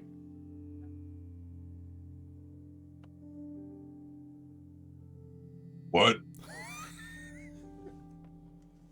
I'm just going to keep on going. You know what? Perhaps maybe it would be best if we travel in As silence. this is happening, you see a dark-skinned Kenda lean over Stellan's left shoulder and say, I think you're bothering the guy. Lean over, I'm sorry, Kate's left shoulder? No, I'm leaning over Stellan's shoulder. As if like from behind me. Mm-hmm. Oh, that whirls around faster than you thought a human could. Like, where did you come from? Behind you? That way. Indeed. We've got the start of a great road show, or I'm slowly going nuts. You said you were a dark-skinned Kender? Mm-hmm. And the usual Kender size? Yeah. Can you describe Just that? about 4.5. Yeah. So okay. you see just about 4.5 feet in a maroon duster with flames on the lapels and flames on the bottom, with a seemingly very ornate backpack on the back and a holster of something just underneath the right side of the duster. You can see something obviously bulging that seems to be a holstered thing. And they look at you and they say, so you said you're going to Vogler, and it just so happens to be in the same direction as the big guy, so they're gonna walk with us one way or the other, I presume? Well, first of all, I didn't say I was going to Vogler. I asked him if he was going to Vogler. As it so happens, however, I am going to Vogler. So I guess we're all three headed the same that way. That way. Uh-huh. Yeah. That way. And it kind of look you up and down, like, body-wise. I mean, you're well-dressed. Mhm. As you start looking, you also notice that under the duster seems to be a ministerial cloak with a collar. Okay. Imagine if a Kenda was dressed like Preacher from God, what was the name of that Clint Eastwood movie? Rosie Wales or the other one, Pale Rider. I thought you were going to say Book of Eli, actually. But... Pale Rider, right? Pale Oh Rider. yeah. All right. Hey, each their own. Don't take this the wrong way, but I hope you can keep up because once he gets moving, he doesn't really stop for anything. It would appear that way. I've been accustomed to being the shortest stride in a group. I make up for it by walking very quickly. You see me triple time ahead of you as a result. All right. My name is Stellan. What's yours? I'm going to just match him. Well, actually, still hasn't introduced himself either. You see me shout, but you have no idea what I've said. And then you see me reach into my backpack and throw something into the air. A small plastic wrapped thing is descending toward you at incredible speed. When it collides with your forehead, you notice that I've thrown a cake at you. Oh, no, actually, I'm going to try to catch it first, Arv, if you don't mind. That's fine. Well, We're going to do, instead of arrow cutting, it's cake cutting, essentially. I mean, cake catching. Okay, That's all good. What, dexterity? Yes, I would say so. Also, yeah, no, dexterity is fine. It's only 8. Well, I've been caught by surprise by 2 very unusual traveling. yeah, I was going to say, it is a little, like, not your standard. Yeah, so. A- Don't a- you said a- it's a cake? A little cake. And a cake. A cake and a is- cake. What? Well, yeah. I haven't gotten back to you yet. Hold Yeah, on. So, and he picks it up and it's like wrapped like a food. Mm-hmm. Yeah. Look at you. Look at the cake. Unwrap the cake. Take a sniff. Smell good. Oh yeah, it smells good. It feels very stale, but it otherwise still smells and tastes good. So it's hard, basically, like almost a hard tack kind of thing. All right. Mm-hmm. Take an experimental nibble. Oh, not bad. Break it in half. You want some?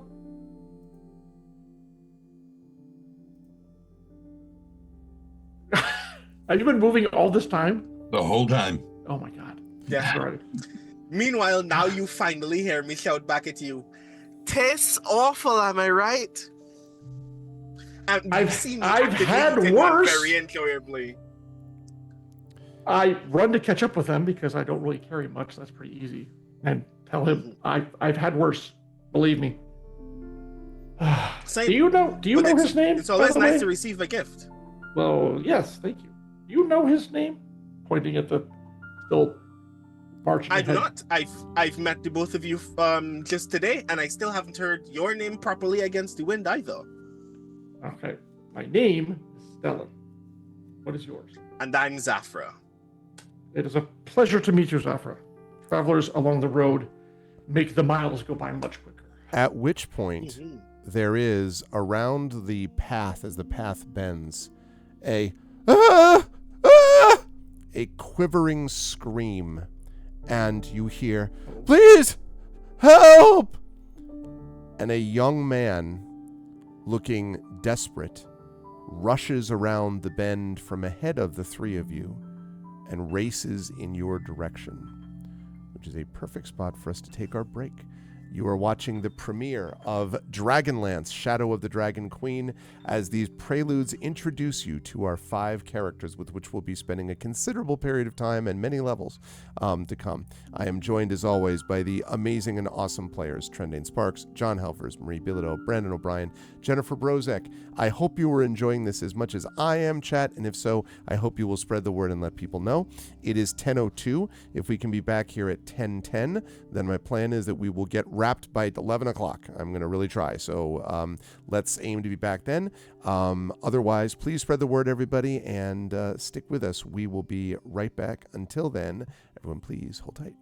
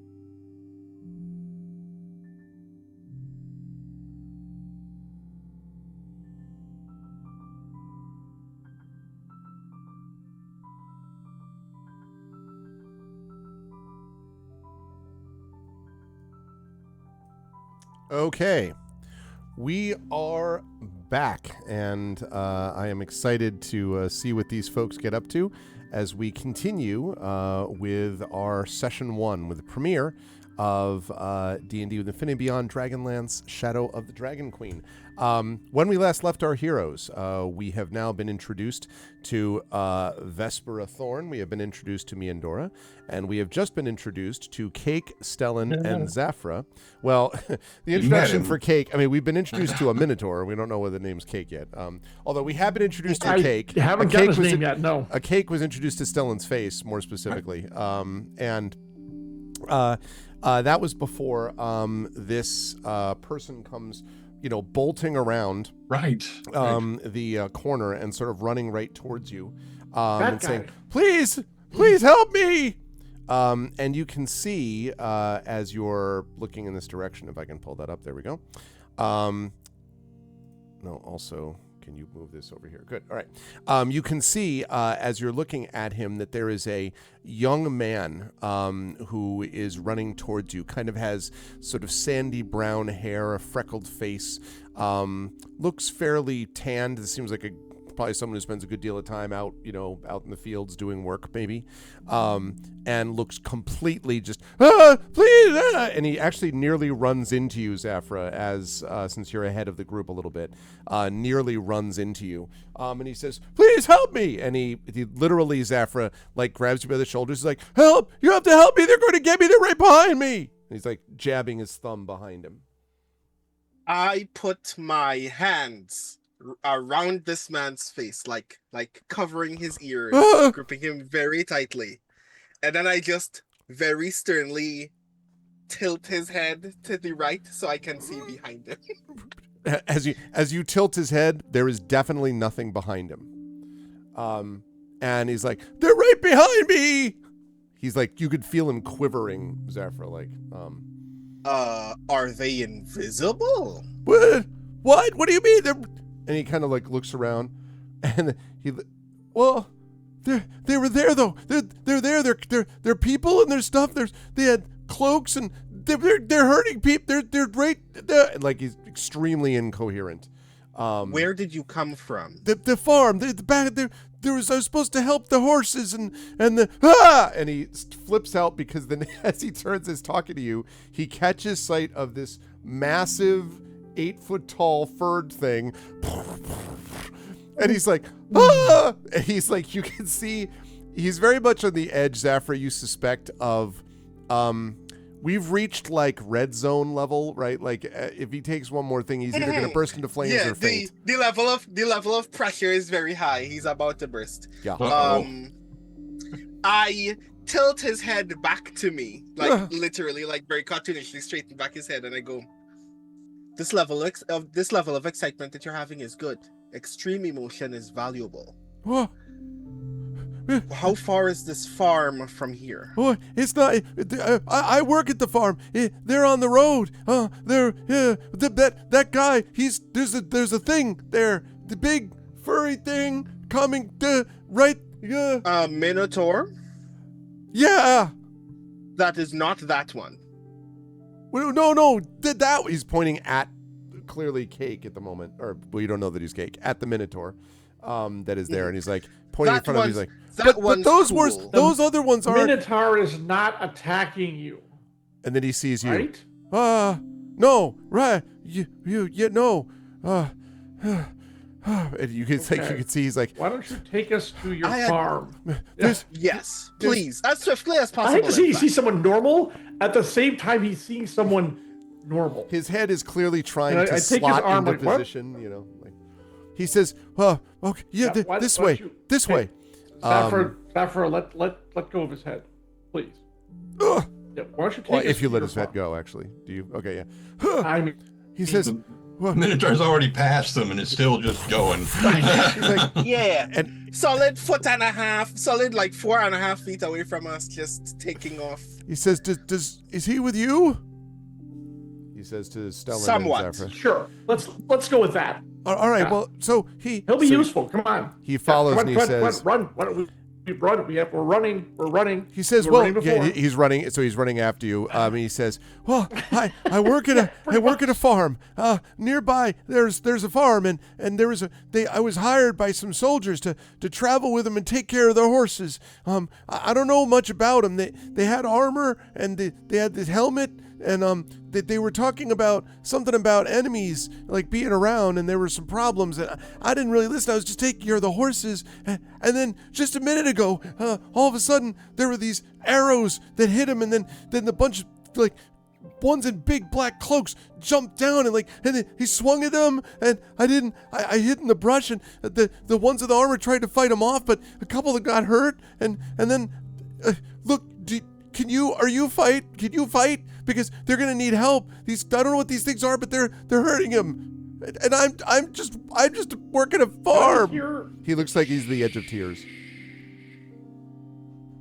Yes. All right. Thank you for that Why are you- tale. Can I why hear are any you sounds sissing it? of a fight? Shouts, yell? Not yet, Sounds but of, you'll like- admit it is a little bit hard to hear over. Well, which that is too, and then encouraging. this guy in his tale of woe as well. Yes. All right. So you do not hear anything yet. But if he continues to lead you down the road as he's talking, and it's probably just another maybe a minute if you go down the road before this one who introduces himself, by the way, as Reese. Reese stops and he says, "There, Hey. it's just they're right ahead, right there," and he points just past them, maybe a few 100 feet down the road. You can vaguely make out.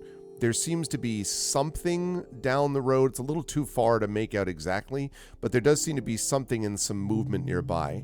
And Reese says, "That's where they are, but I'm not going any further. They're right there." And he literally just plops down in the road and is just just staring, slightly shivering at the scene in front of him, many hundreds of feet in front of him. Doesn't look like he's hurt, just terrified. Terrified, not hurt. I take off running in the direction that he pointed in. Okay. Sight unseen. I don't even wait for anybody to follow me. Stay Okay. here. Oh, and he nods without I even pass answering. you. He's like, So does the Minotaur. He nods and stops and stays where he is too. No. Come along. As I whiz by him. Nope. Follow me. You heard him. Oh God. he's no, I'm not No, moving. you Minotaur. You follow me. Why? That's double time. Why? Now. You want to hit something with that big thing of yours, don't you? And I'm saying this while running backwards, by the way. I'm still as fast as running forward. What? He stays there. You come here. Come on. Let's go. And then Turn around. Okay. Cake runs to where you are and stops. Many months I pass. didn't say stop. I said Zap, follow look at me. You I said haven't even run seen this. here. You said come here. And then I said follow me. Still not following. I'm getting farther away. Are we coming on did in fact say anything that. else, Arv? So as you get closer, you are. Is there a point at which you are starting to attempt to be, stealthier, or are you just kind of like, let's I don't go? thi- I don't think I am so. charging in. Okay. We're I am shouting charging back, in. well, I'm shouting back and forth at him. He's bellowing. I think any pretentious stealth Seems long reasonable. gone. And if the Kender actually is like just charging in there, then I'm perfectly happy to let him take the lead, and we'll see how this shakes out. So as you get closer, you see that there is indeed a wrecked wagon lying toppled, and it is surrounded by armored corpses. There are strange figures picking through the remains, and I have something for you. Is it a Dragonlance? It is not, but it is this. And I will expand this. Hey, a terrifying new enemy infiltrates the shadows of Slandia. Draconians. Oh, sorry, I was supposed to read that out loud. Cool. Well, you're going to Fun. figure that out in a minute. So what you were looking at here, let me get rid of That that. doesn't look good. What you were looking at here is from beneath there are these strange figures picking through the remains, and from beneath the figures' dark cloaks jut scaly wings and sharp reptilian features. And I think it's fair to say that none of you have seen anything like this again, or since, I should say, at any time. You've never seen anything like this Two before. creatures in one day. This is amazing. Yeah. And as you are sort of staring at this thing, it occurs to you. There we go. Sorry, I'm about to move something off to Thing, I think there were more than one, right? yes, there are, in fact, to be exact. 12. Okay, wait a minute.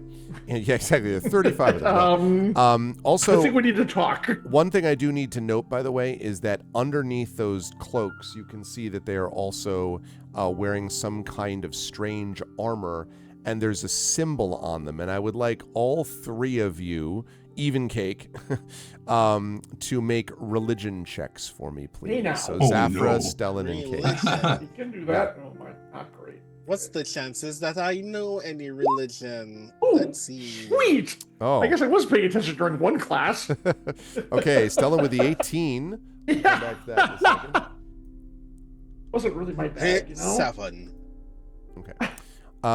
Let's see. We have a 7. Come on, Cake, you can do it. After 20. I would love it if Cake gets I this know. right. It would crack me up. That'd be Do you, hilarious. I mean, do you want this at disadvantage? No, I don't think so. No, your religion, whatever your Hey, number you is can what it recognize is. sigils and signs. Come on. Ah, See? let's There you go. go. 21. Oh my God! And All he right. gives a brief lecture on the importance of what that He's like, I The recall that wisest minotaur in the land. that was a. I think that was a crit, by the way. It was a natural 20. Oh my God! So my shaman told me about these. Cake, you remember? It's okay. No, you do actually remember this a little bit, perhaps in a nightmare, because Cake, and also Stellan, you can kind of get a sense of this too, but Cake really probably remembers at least having come across this symbol before, and it having something to do with dragons. Specifically, this is the symbol of Takesis. Now, Cake would not know all the details of like the ancient histories of the blah, blah, blah, blah. He wouldn't know all that. But No. I think it's fair to say that at the very least, though, the name Takesis would come through to Cake as like, oh, God, no, like the worst boogeyman. Like everyone on Kryn is likely to basically have that down, I would think. So the fact that you put this symbol together somewhere dimly emerging, I would say, is like, There are smoking fleas jumping off of his head Yeah, at this exactly. point. But yeah, and so Stellan, I would say you can see that too. These things are wearing the symbol of Takesis. And so that's, now I don't have to go through any of the sections of if the Draconians don't notice them, insofar as Zafra is bolting directly at them. Right, so I was gonna ask if there was any nearby cover before I enter like 100 Oh, feet really? of their range, but if not, Were you? Because you were booking it towards the wagon. I mean, if you I actually, mean, I heard the words charging right in, but I did hear charging right in, but I don't know if that means that then you would charge right in until you wouldn't. I mean, But you he's tell a me. kender. He doesn't make any noise. He doesn't make any noise, but he This also may one- not this have a lot one of might. judgment. I don't know. It's got a lot of, yeah. I have portions of good judgment. Okay. Well, then I would say Right. that So is there any? yes, Is there any cover nearby? There is. In fact, you can even see a little bit of it there in that picture, as the sort of road that you were on is heading into a forest here. So you can try to do that. I would need you to make, please, for me, a stealth check. Okay, grand. Let's see how that goes. Charge right into his hidey hole. Stealth, 19. Okay. That's pretty good. I would say that you can find an area off to the side, and it allows you to note that there are 5 creatures here. One of them is the one that you see there, who seems to be some kind of a leader, because every so often he turns around and is like, "Rah! There's a kind of a weird, garbling, gravelly sounding voice that he uses. What languages, by the way, Zafra, do you speak? I'm going to guess it's not this one, but... I probably don't speak whatever that is. I speak Common and Celestial. Yeah, okay. They're oddly But I enough, don't they're know I speak celestial. Celestial. Yeah, they're definitely... I don't know that I speak Celestial yet, but I do. Okay, fair enough. Yeah, they are... It definitely is not that. And actually, Cake or Stellan, what languages do you speak? Common and Minotaur. Okay. Common, Draconic, because it was my order did that whole thing. And there's one other one. Hang on. It was Common, Draconic, and Common Sign Language, I know, as well. Well, you'll be happy to know, Zafra, as you head off to the sort of like, to get off the path, basically, you can see the 5 of them there. Stellan, as you get closer, you can hear the same barking sound coming from him, but it is in Draconic. And what he is essentially saying is, hurry up and get this stuff out of there. We don't have time to wait. Eventually, they're going to be coming for us, and you know what happens next. Move. And the others are like, all right. And they're sort of like, he's declaring, he's clearly ordering them. No question about it. Zafra, Typical you don't... middle management. Yeah. Zafra, you don't get, all you get is rah, rah, rah, rah, but you're definitely off to the side. Stellan, you can hear this. Do you want to try to get, out of sight, or what do you want to do? If they do, I haven't noticed you yet. Amazingly, we have not attracted their attention, which is stunning. Yes, I would like to take some cover. Okay, so go ahead and make a stealth check for me, please. I can't wait for this next thing I'm going to ask, which will be coming of Cake in just a minute. 24. Oh, yeah, you just sort of blend into the... I am the wind. Yeah, again, 5 of these creatures, one of them clearly rah, rah, rah to the others. The one that you see there seems to be the leader. Can I get to, pretty close cover to them? I would say fairly close, yes. You can also note, by the way, that the fallen figures, you can't see them enough with all the figures, or the cloaked figures around them, but they have clearly been sort of savagely cut and hurt and clawed, probably, and all seem to be motionless. You would guess dead, but obviously you're not going to have a chance to check that until later. Right. All right, now Cake. Now, the question is, you definitely do see the wrecked wagon. You definitely do see these creatures picking at them. So the question is, at some point, do you stop or bash into them, or attempt to bash into them, or what would you do? Have you ever taken a breath so deep that your ribs pop? Yes. Okay. Once.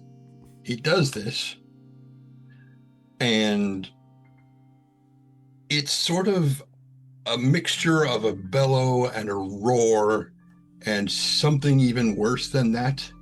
But he starts screaming this deep, just because of how hollow his chest is, it's just a resonating chamber. And the weapon thing comes down, and his speed radically increases as he's running forward towards these things, shouting, "Die, bad dragon." And I think that's initiative. So what? Let me just tell you what happens there. As you do that, the red winged one turns and sees it and says, "Ah!" Now, Zafra, you hear,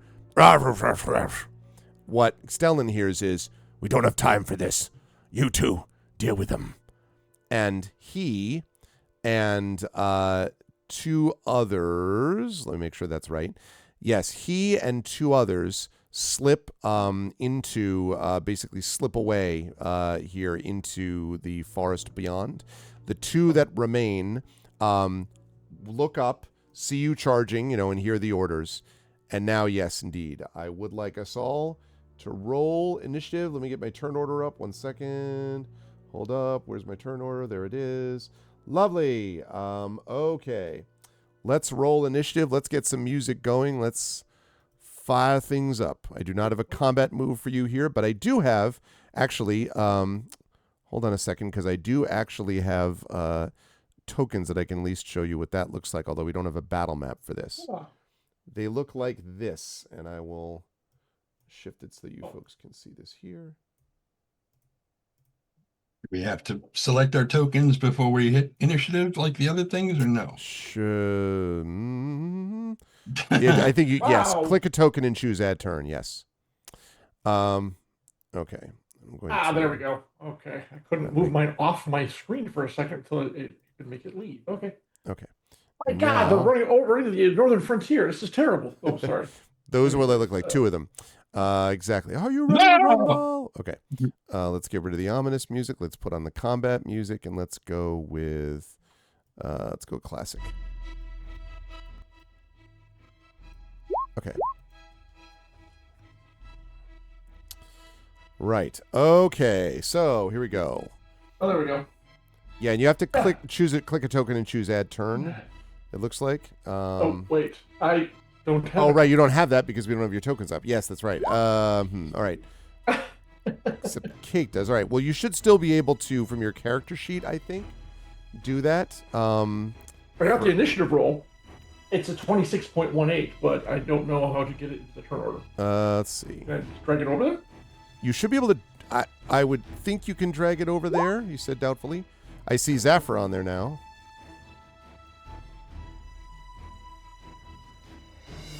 Oh, you know what? Because you haven't loaded your character into this yet, have you, John? Yeah, I have. I'm you looking did? at it right here, but I don't have. What I don't know is how to drag. Oh, wait. Figured That it. didn't work. Never mind. The benefit of not having a map is that you can just put your name token anywhere. So we're fighting in the blood ocean. Let's see. Settings. You know what? What I'll do? I have a thing. Are you kidding me?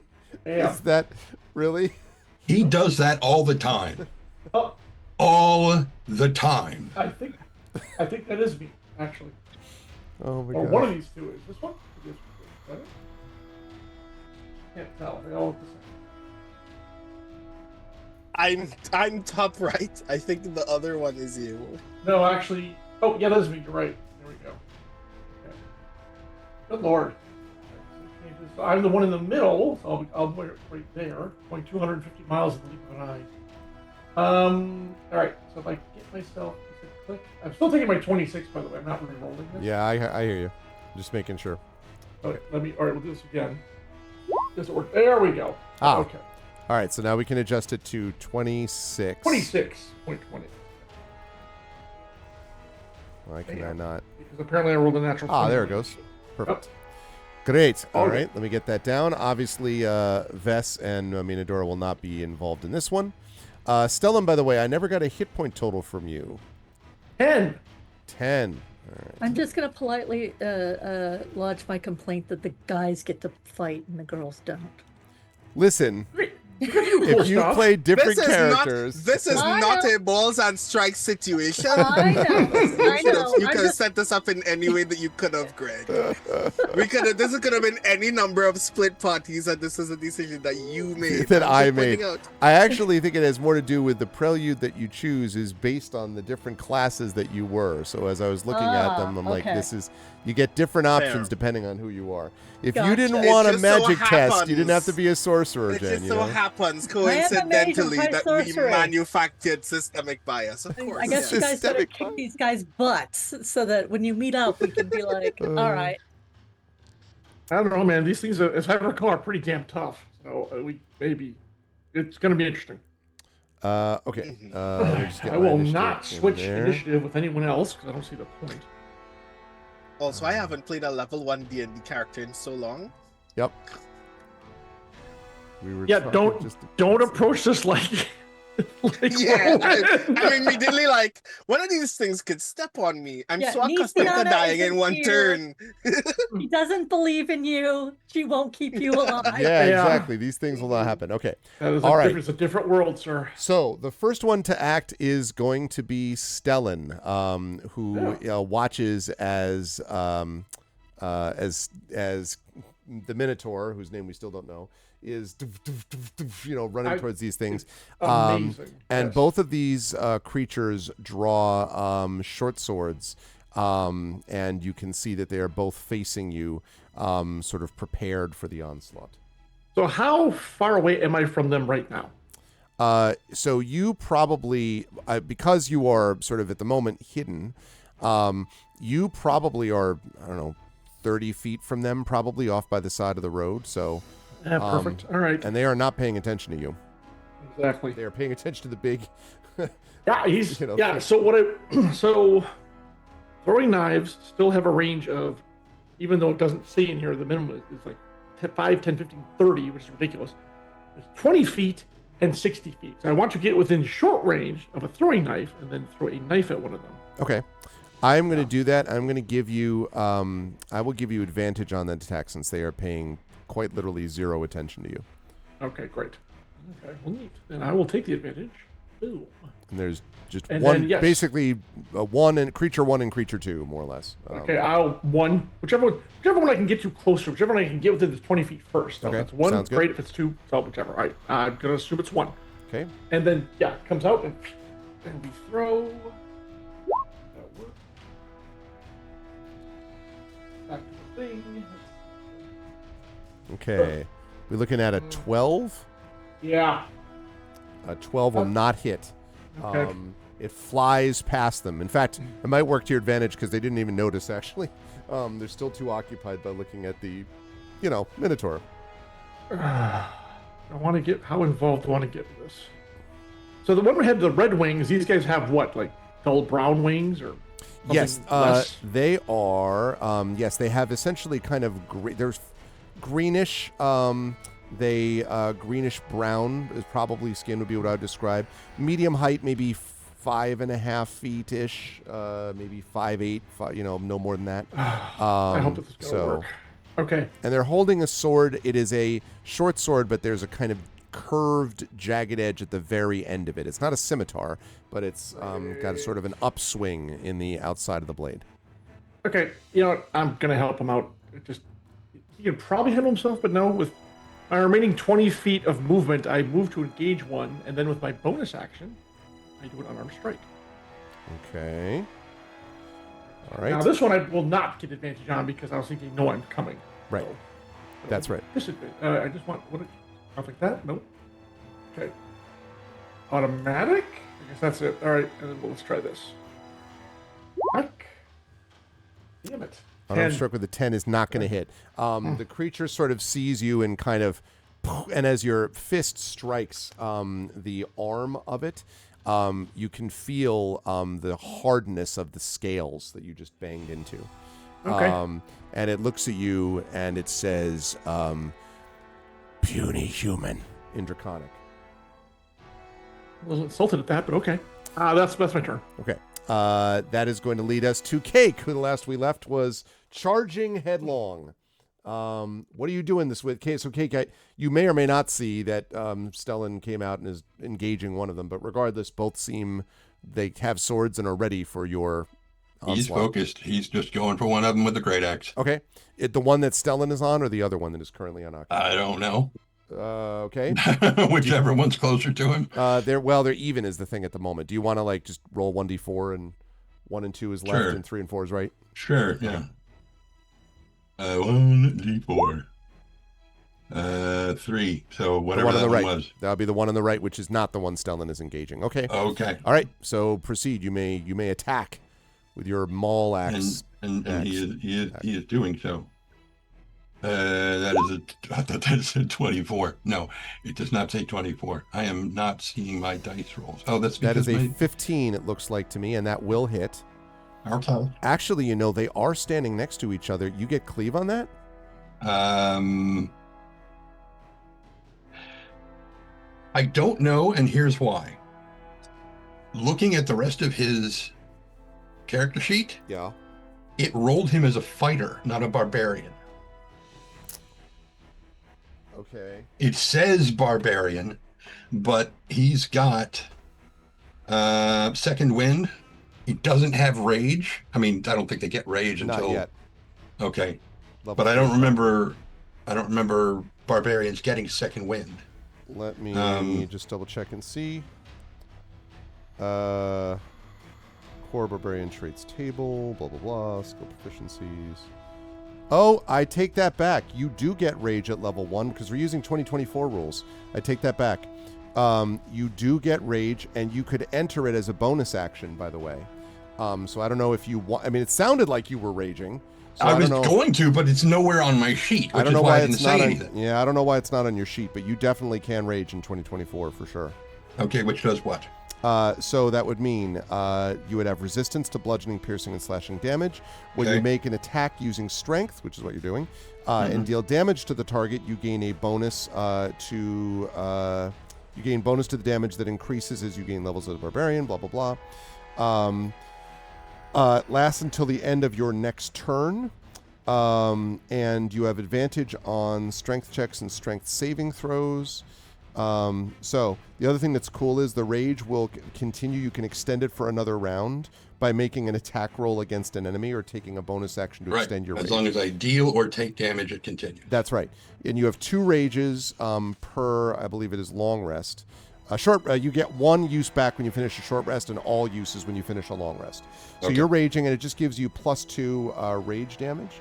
The only other thing you get at level 1 is weapon mastery, which would mean the mastery properties of 2 kinds of simple or martial melee weapons. So, I get, so you get your proficiency bonus added to whatever attack you're doing. I don't.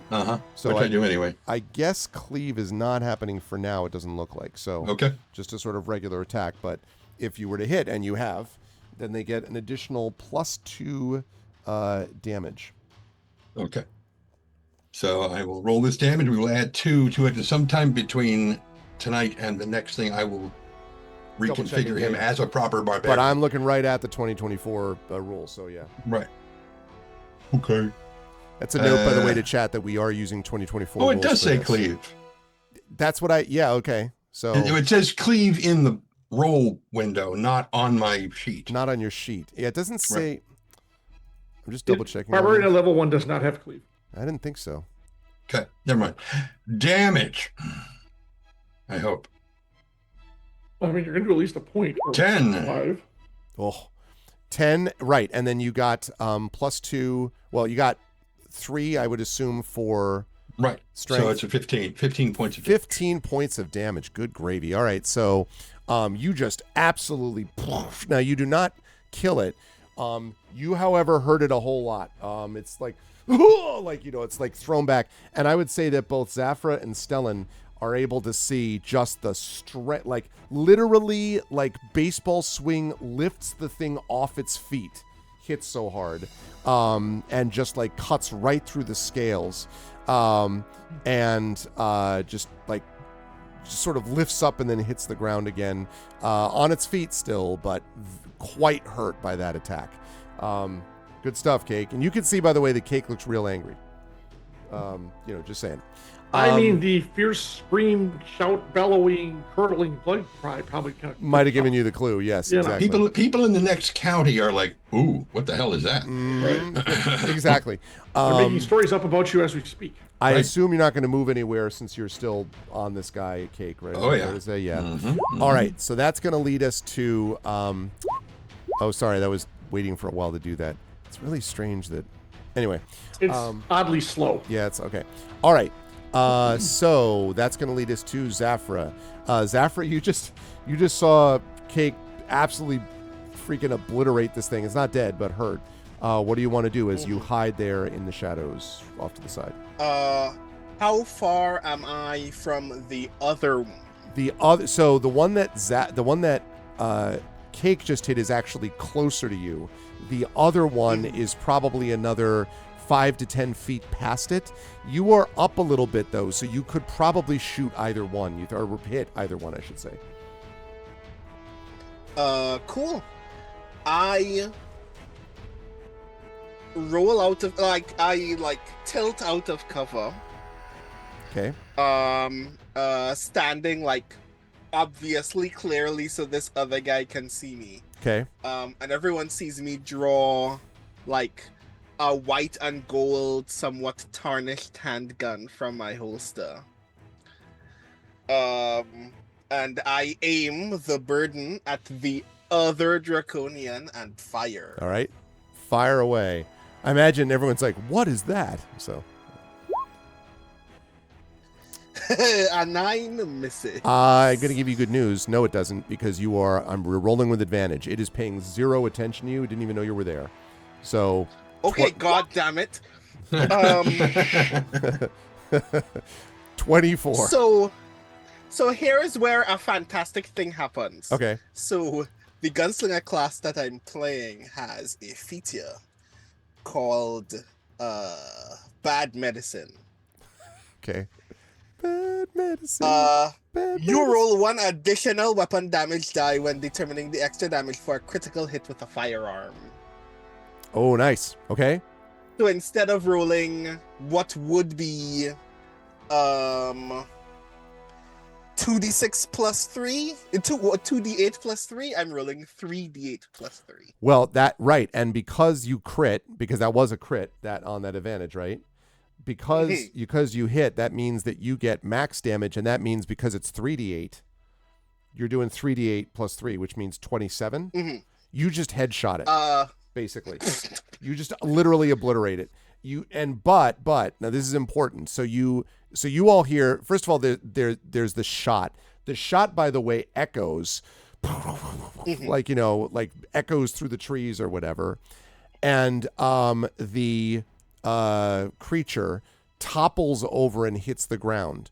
But when it hits the ground, Stellan, and I imagine that Stellan, you're probably like, huh, huh, huh, and then it falls in front of you, and you see behind you, you see in front of you a little smoke curling out of the end of Zafra's thing, right? As it hits the ground, you see the creature turns gray and then turns solid. It turns to stone in front of you, and then this gas emanates from it. I need you to make a Constitution saving throw, please. Great. Okay. Yike. 14? 14 is enough, yes. You managed to sort of hold your breath, but you could feel your limbs kind of stiffening a little bit as this creature has definitely become a stone statue. It was like a burst of gas from all around it. Yes, exactly. Oh, great. Exactly. Okay. Yay! Okay. Now, okay, that was crazy. The other one, it is the other. Well, actually, I should ask first, Safra, if you're moving, or are you staying in your hidey hole, so to speak? Right. So one guy is critically injured and just landed on his back on the ground again. The other, and is probably seeing from a prone position, his comrade immediately become decimated. Yeah. I walk up to the wounded guy, just point my gun at him and go, "Whatever you were doing, you can stop now." And so the creature looks at you. Sorry, I am trying to find a folder. Where is my folder? Okay. 1 second, because we have a quick fix that I had to make on something. Thank you very much, Shadowed Mage. So I'm going to put that up like that. So bear with me. It was a great line. Hold on a second. Okay. I'm going to change this because there was a misspelled name, which now has been fixed this way. Yay! All right, thanks, Shadowed. Okay, everyone's name is fixed. Lovely. So you do that, and the creature looks at you and snarls, which Stellan says, "Tell it to your dead gods," and attacks Is it going to attack you? I'm trying to decide if it's going to I have attack you. taunt. Well, I'm trying to decide if it's going to attack you or it's going to attack the creature that just slammed it to within an inch of his life. I think it's still going to attack you, though. I think the Kender taunt is sort of legendary. So it's going to go after you and is going to attempt to attack you. And we'll do so with not one, but 2 sword attacks. Let's see. Not very nice. Okay. 18 and a 15.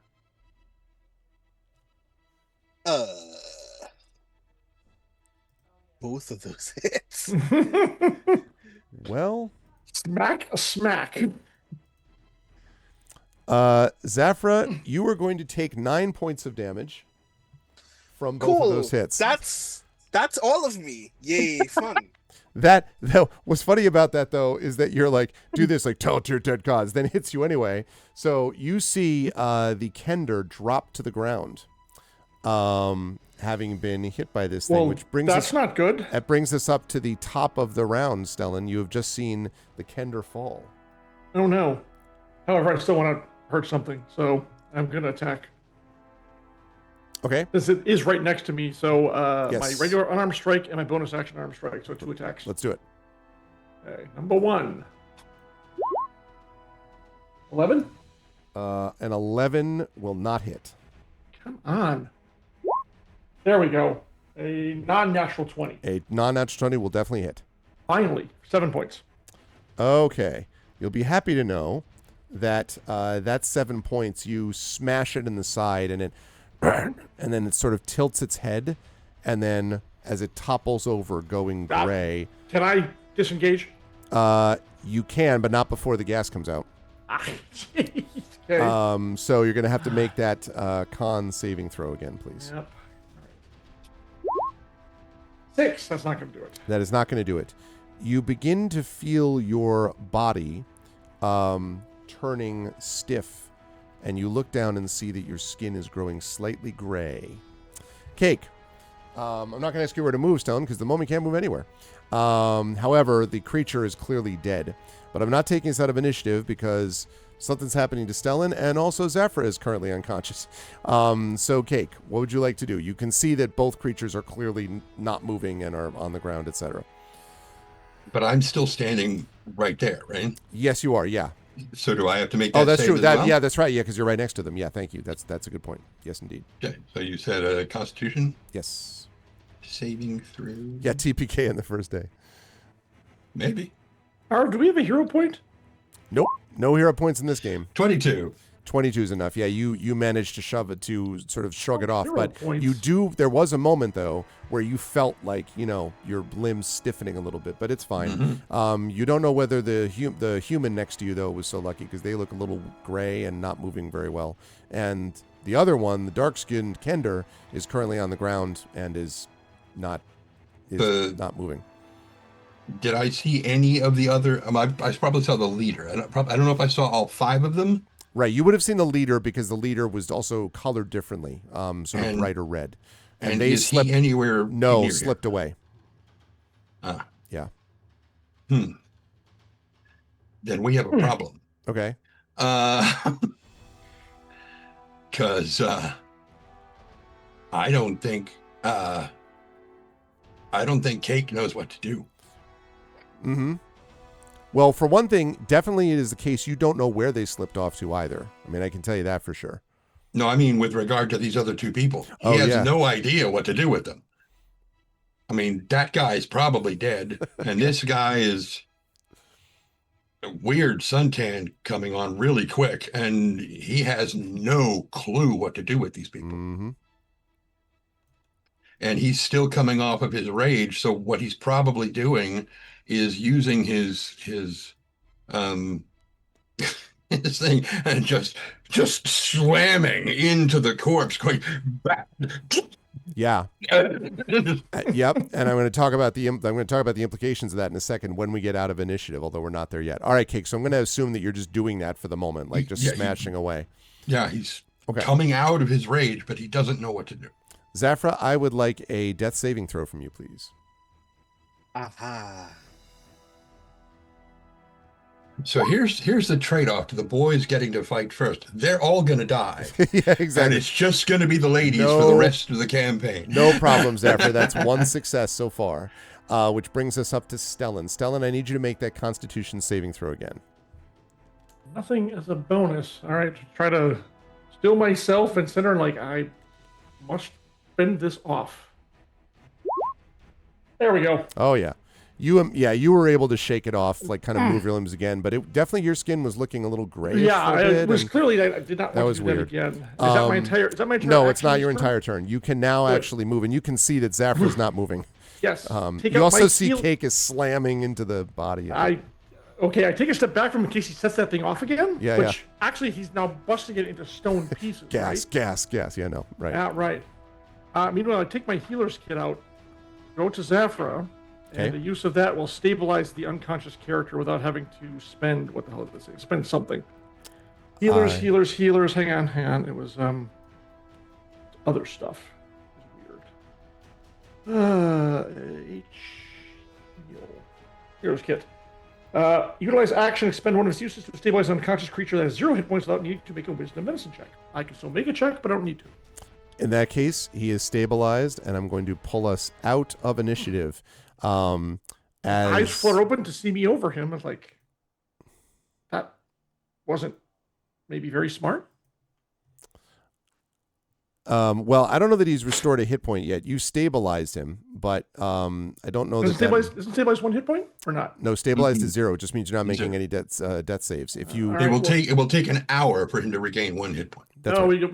we don't have time for that. So I'm then going to use my feat, which is healer. Okay. And utilize action. All right, we're gonna do this again. He has 1 hit die, right? He would Yes. at this point. Sure. Yes. All right. So you're going to expend your hit die, but I get to roll it and add my proficiency bonus, and you gain that many hit points. Cool. So it's a D4. Right? You'll get at least 3. So all right. So it's going to be a D4 plus 2. This is the new healing feat, which actually I think is pretty cool because Very it cool. allows us to expend their hit dice, not just I can't remember what it was before, but it was kind of useless.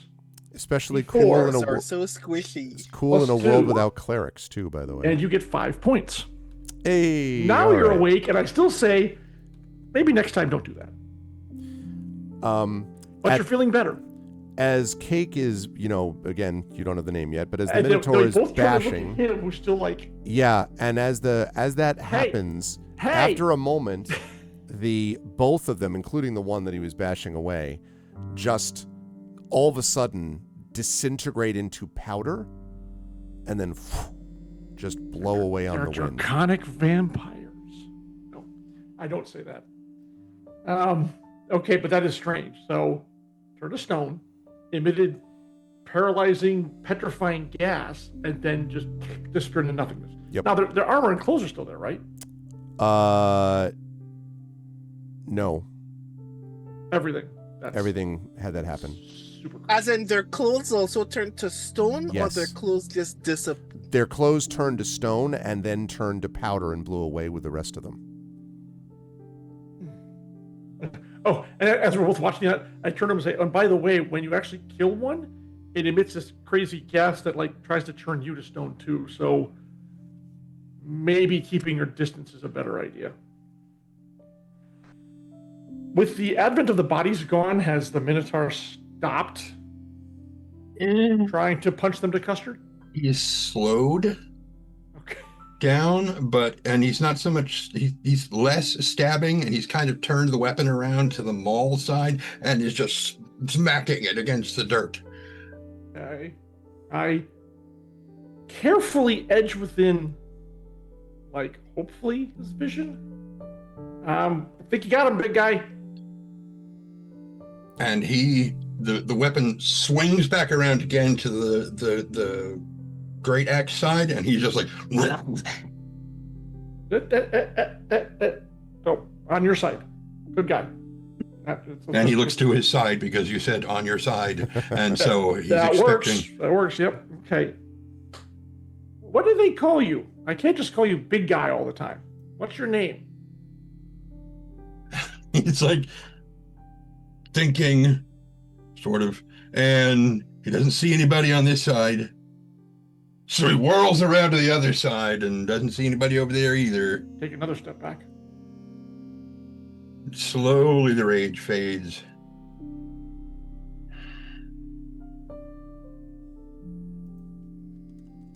What? What's your name? What do they call you? I can't call you big guy all the time. I can call you kick-ass because you're pretty good in that fight, but I don't think that's your name either. So, what should we call you? Jake. Cake. All right. I'm Stellan. I didn't write down his name and I can't remember it all of a sudden. Zafra's And not as conscious. you say So, that, yeah. Zafra leaps up and says, "My name is Zafra Lapis Flame Page, and I think I'm supposed to have met you both for a reason." You see in their hand, green gun smoke is emanating from the barrel of the gun as they put it back in their holster, and I say, "I think that you both were meant to bring me here, and I think that we three have a job to finish. But first we need to get the crying guy to have another emotion, so maybe we should get something to eat." Well, now that the dragon people are all gone, I think he should feel better-ish. You know what? Actually, Stella looks around like, oh shit. Are the bodies all dead? The bodies are indeed all dead, and as you look at them, you can see. Make a history check for me, please, because they're wearing a particular kind of armor. Armor and sigils and all sorts of stuff. Okay, I'll give it a shot. Got nothing to lose. 13. All of us are just Stella. Whoever wants to can. I mean, I was the one kind of actually the looking same at them to see if they Right. were still alive. Like, oh, yeah, I should probably check and see if they were still living. So, but I like turning them over if they landed on their back to, et cetera, et cetera. 13 for Stellan. Definitely not me. I don't see it for. I don't see. Come the on, check yet Kate, you for- can do it again. Oh, 10, I see. Your heraldry will be amazing. Unless, if you're even looking. He's not. Okay. So then, so definitely Zafra does not get it, but Stellan does. Mm-hmm. Stellan, these are Knights of Solamnia. Almost certainly. You recognize the ancient armor that they wear. And as if on cue, you hear from behind you, Oh, thank you. I found some others on the road to help too. And the three of you, if you wish to turn, would turn to see that Reese is there looking wide-eyed down at the sort of like the wrecked caravan and all that, the wrecked wagon, and is between a person dressed in red robes with a raven on her shoulder and a person wearing the same armor as the dead figures on the ground. And Cake Yeah. squints at the. We can't tell if he's squinting because there's hair over his eyes. Yes. But he squints at the person in armor, and just he like leans forward real slow. And he's like, and again the chest expands and he shouts, "Yes!" and goes charging towards her. And just arms out. He's still got his weapon up because he forgot to put it down. But he is running full speed towards Vess, having screamed her name. Vess steps sideways away from the kid, Reese, Yeah. so that he Step to doesn't the get. other side. I'm like, Reese takes 40 bludgeoning damage. Ah! I step sideways so Cake comes towards me because I know he's heading for me. So I just kind of shove Reese and I go, "Hello, Cake," and I put my arms to my side, knowing I am about to get tangled into a giant cake hug, and I have accepted my fate. I stare down at the Kender and I'm like, he looks a little familiar. Zafra notices you, and you see them like mouthlessly gesture to you as if to ask, "Hey, are you with these people.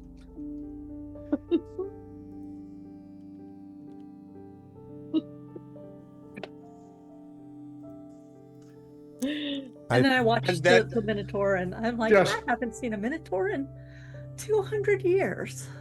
Huh. And Interesting. then I turn to Reese. I pull out like a little like wooden emblem of the Fire of Syrian from my pocket, and I put it in his hands and say, I'm sorry for the people who have lost their lives today, but we still have work to do, which means we need to ask you some questions. Which is a perfect place for us to bring our session to a close, which we will pick up next week with those questions.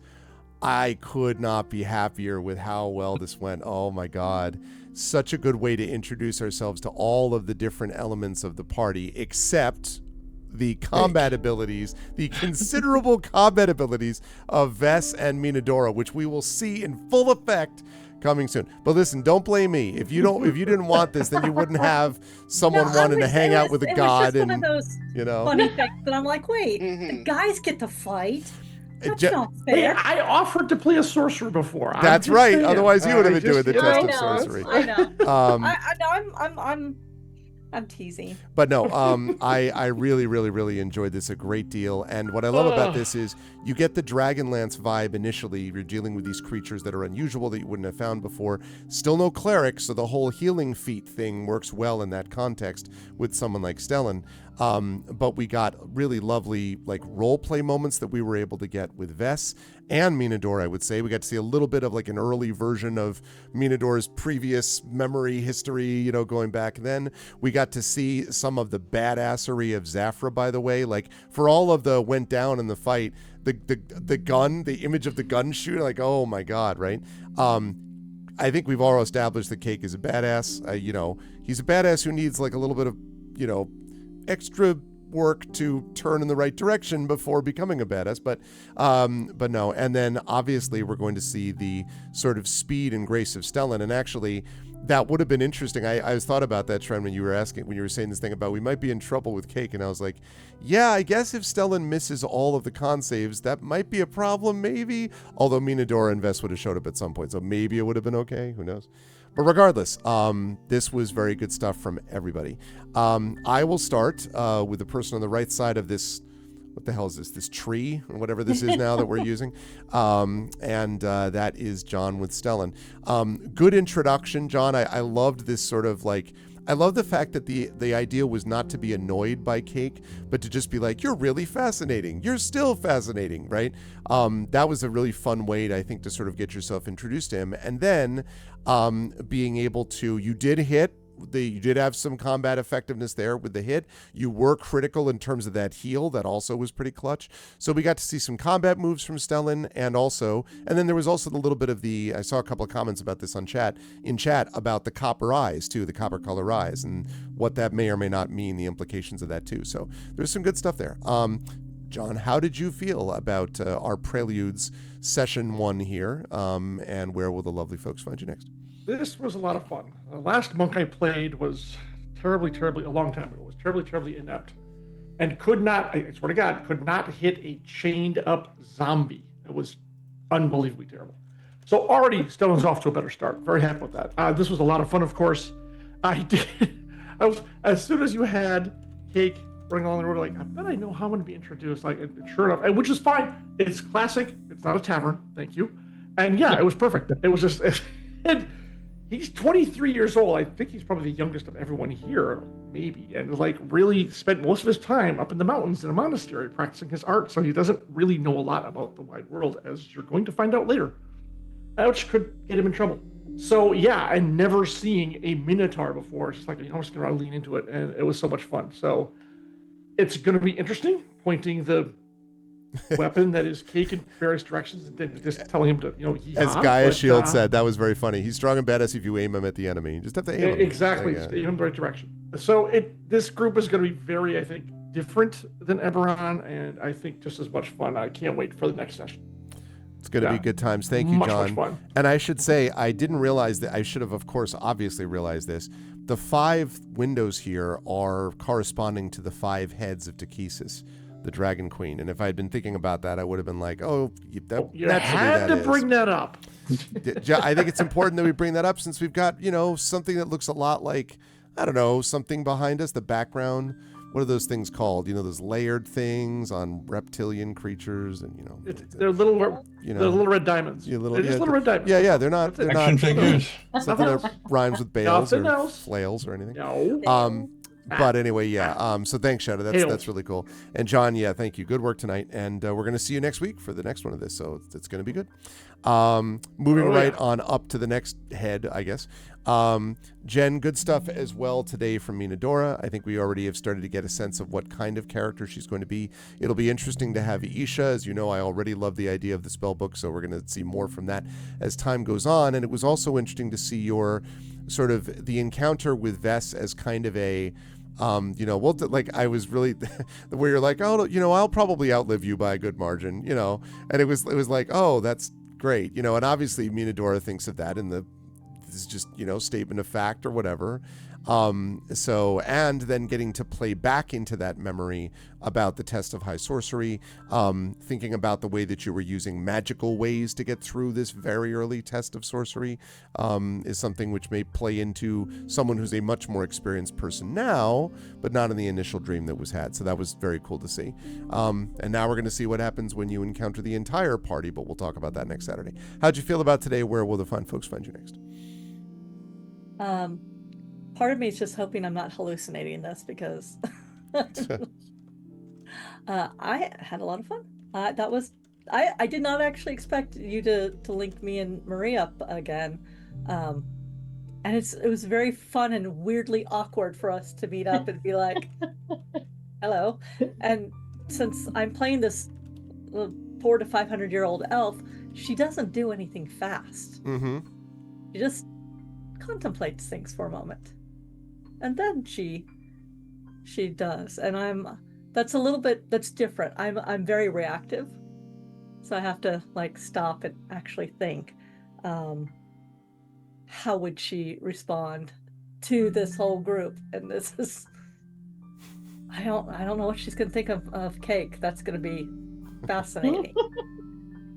She may not just think of Cake because he just might not gel with her, or she might really like him.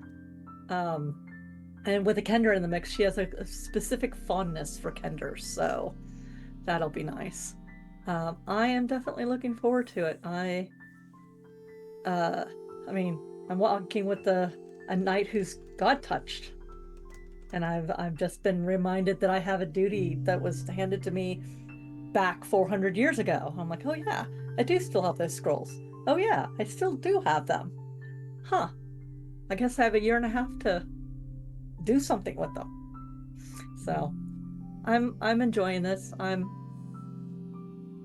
very much enjoying the fact that I no longer have to worry about the Hugos, because I've been sick for the last 4 days. So I didn't have to worry about them. So we're all now Schrodinger's winner. That's right. I saw, by the way, at Gen Con a shirt that says "Wanted Schrodinger's cat, dead and alive." And I saw that too. It's like, that's good stuff. Anyway, yes, Schrodinger's Hugo. We will see. But thank you, Jen. And thank you for hanging in there despite, as I say, being under the weather. And I do have to say, I'm not trying to say, you all were kind of like, oh, we got moved this way. The reason you were connected with Marie is because, again, of the types of characters you chose to play. She's a paladin, and I am a... I know. It just happened to work out this way. But I have to say, it is interesting that you were struggling a bit with coughing insofar as you were playing a red robe figure in Dragonlance. And I'm just saying, many of you know the other famous red robe dude. Yes, I know. Just saying. Okay. No, I'm more leaning towards Frieren than Rasslin. I'm just saying, if your pupils start looking like hourglasses, we have some problems. Okay, I'm just telling you. I mean, if you, I don't know. I don't want to be Rasslin's long lost sister person thing. No, that wouldn't be fun. Yeah, no, it would not. But thank you, Jen. Good stuff today. And yes, that's a good point. We are going to update the IAB characters now that we know. So John is playing Stellan, a human monk. Jen is playing Mina Dora, who is a Qualinesti elf mage of high sorcery, and also has the raven Isha. And that's all we'll talk about regarding that for now. Brandon is playing a Kender gunslinger called Zafra Lapis Flame Page. Hey, look, I got that right first time. Marie is playing a human knight of Salamnia with some paladin tendencies, maybe, question mark, which is what you saw laid out today. Vespera Vesthorn. And last, Tren is playing a ballet Tren is playing I mean, he could. a Minotaur barbarian called Cake. Or do you want to say what you were thinking about calling him? Or no? I'm trying to remember what it was. I had several The other options. side of Cake. Beef. He was going to call him He was beef. going to call him Beef. Well, it was that or Slab. Or Slab, yeah. Or, it was just so funny to me. I was like, oh my God. Anyway. And No. also in the middle of the game, my keyboard tray just Oh, collapsed? fell. Oh, great. Okay, but anyway, thank you, Jen. But yes, that's the deal shadowed with those. So Cake is named Cake because it sounds like cake and he just wants to be liked and everyone likes cake. I will let Trent think about that and he will tell us when I get to him, for sure. Also, Cake or Death. A Minotaur ballerina. Exactly. See, everyone's, Could be both. Could be both. Cake or death. Brandon, good stuff today from Zafra as well. I am very much looking forward to a character that I really liked, and this was a subtle thing, I think, that you were actually like, I'm glad you're having an emotion. You need to have another kind of emotion, but I'm glad you're having an extreme emotion right now. And because Kender can be sort of like extremely frustrating, but also extremely quiet when they want to be. Like this fact that you were like, I'm just going to run towards it, but not be like Cake where you're like, death to all, whatever. Instead, you just get off to the side and then you're able to launch that one shot, one kill, headshot, crit hit for, on the Draconian that was there. Was pretty sick, I would say. So that was impressive combat-wise, and you're going to get a chance to see more of Zafra's personality, but I think you saw some of that even in the dealing with Reese and stuff like that. So just a little, there's a lot more that's going to be shown about this, but it was really fun to sort of see that debut. How did you feel about today's session, Brandon? Where would lovely folks find you next? I am very excited to now say that instead of playing a wild magic sorcerer whose wild magic is gun, I am now playing a gunslinger whose gun is maybe magic. I like Zafra a lot. Again, I know so little about this universe about Dragonlance, so playing a Kender is actually kind of really intriguing to me, and I feel like I just kind of accidentally stumbled into a kind of backstory that just kind of naturally flows for Zafra that I really, really enjoy, which is, and we'll learn more specifically about why Zafra believes this very strongly, but Zafra is presently in the employ of the god Syrian, whether Syrian knows it or not, and as a result is very committed to the idea that people are supposed to be passionate about things, so you kind of accidentally put them in the right group for the beginning of this mission, where two people are essentially having the most peculiar interaction that they could possibly have. One being very excited about meeting the other just determinedly going in one direction, and then the very next person that we meet is screaming. I'm like, this is the best day of Zafra's life. This is the most separate emotive people. This is the largest number of emotive people that they've met in our group that all had uniquely distinct emotions. This is like winning the lottery. But yes, I'm very excited to be able to share more about Zafra as we continue, and to be able to show off more about the weird gun that they have that is presently called the Burden, that I really, really like. I can't wait for y'all to see the art, by the way.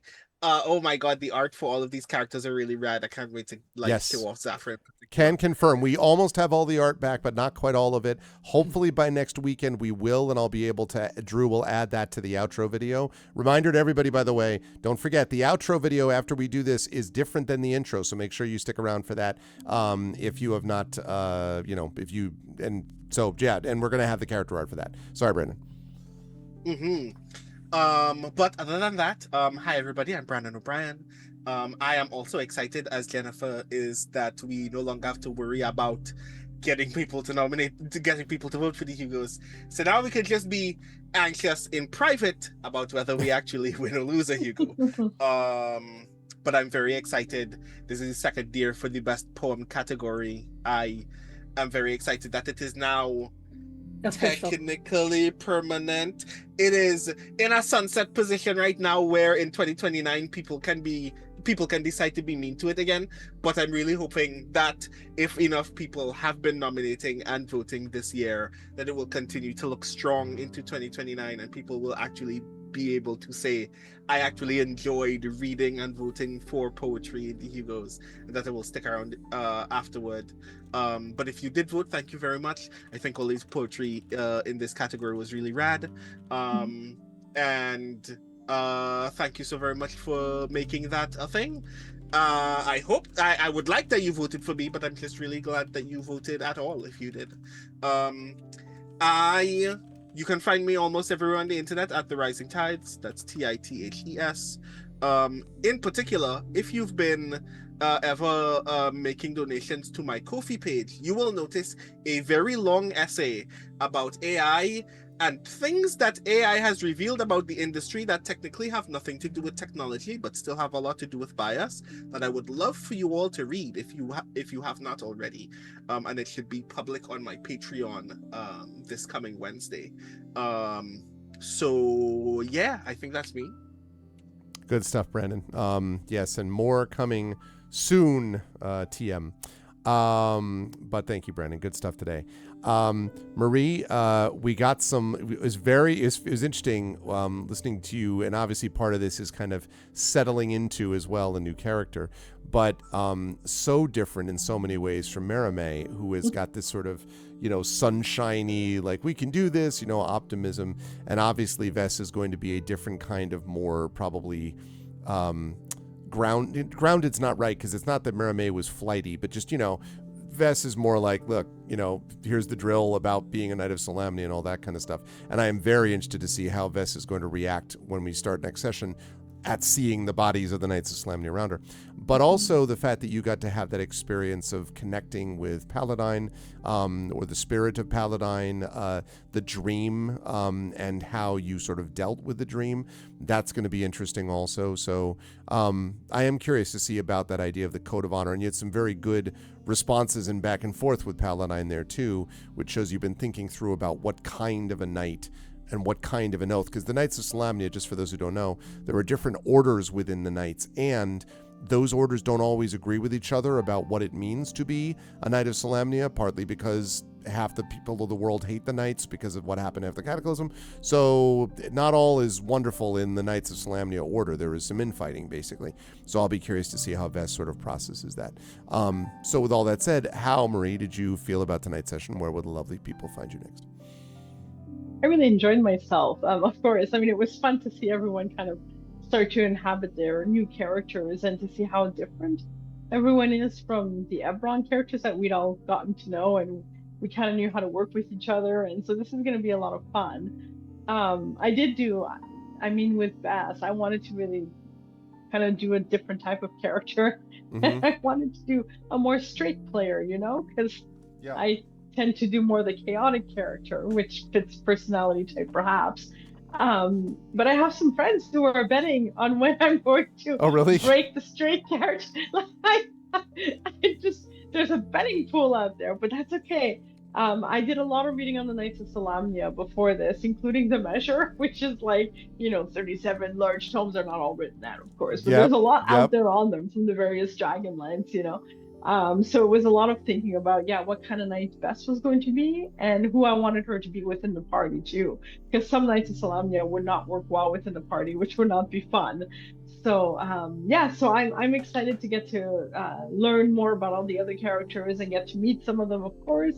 I'm excited that Jen and I, like by chance, got paired up right from the get-go. I think that's an excellent start. And I'm excited to meet all of you. I am currently being crushed by Cake and will continue to be crushed until the next session. But yeah, so thank you. This was great. Thank you so much for having another great campaign for us, Greg. Much appreciated. And you can find me online. I am online places. Tomorrow I will be at the Aurora Awards ceremony. CanCon, the con that I am chair of, is up for an Aurora Award again. We had recused ourselves for 2 years, and we've kind of swung back into it. So I will be there tomorrow. I will be glittery. And yes, if not, find me online. Come play, hang out. It's gonna be a great time. Awesome. Yeah, and good luck to CanCon, one of my favorite cons every year. And thank you, Marie. Great stuff today. Last but certainly not least, and I apologize profusely, Tren, that I had to eventually remove the licking the nose thing because it was starting to become distracting. And I was like, it's like, what is that? Oh, that's stop now, go away. It's okay. I'll put it back eventually. I love, someone said that the Highland Minotaur cow description felt very, very accurate, somewhere between a sort of shaggy Saint Bernard and a furious rage beast is somewhere, I guess, where Cake lives. And again, very different kind of character too from the ones that you played previously. I mean, about the polar opposite from Tanton, who was all about intellect and about working through this. And this is very much like I was dying every time we got the what thing that was going on. And also we got to see some of what, I was just reading out what the rage damage is on a level 1, but as the rage goes up, there are more rages, the barbarian gets more and more dangerous, and there's a point where you just don't want to be on the other end of a barbarian rage. You just don't. Which reminds me, let's make sure we mark off that you'd use 1 rage, now that I'm thinking about it, Trent. But yeah, it's going to be really fun to see that and to see how Cake interacts with everybody else.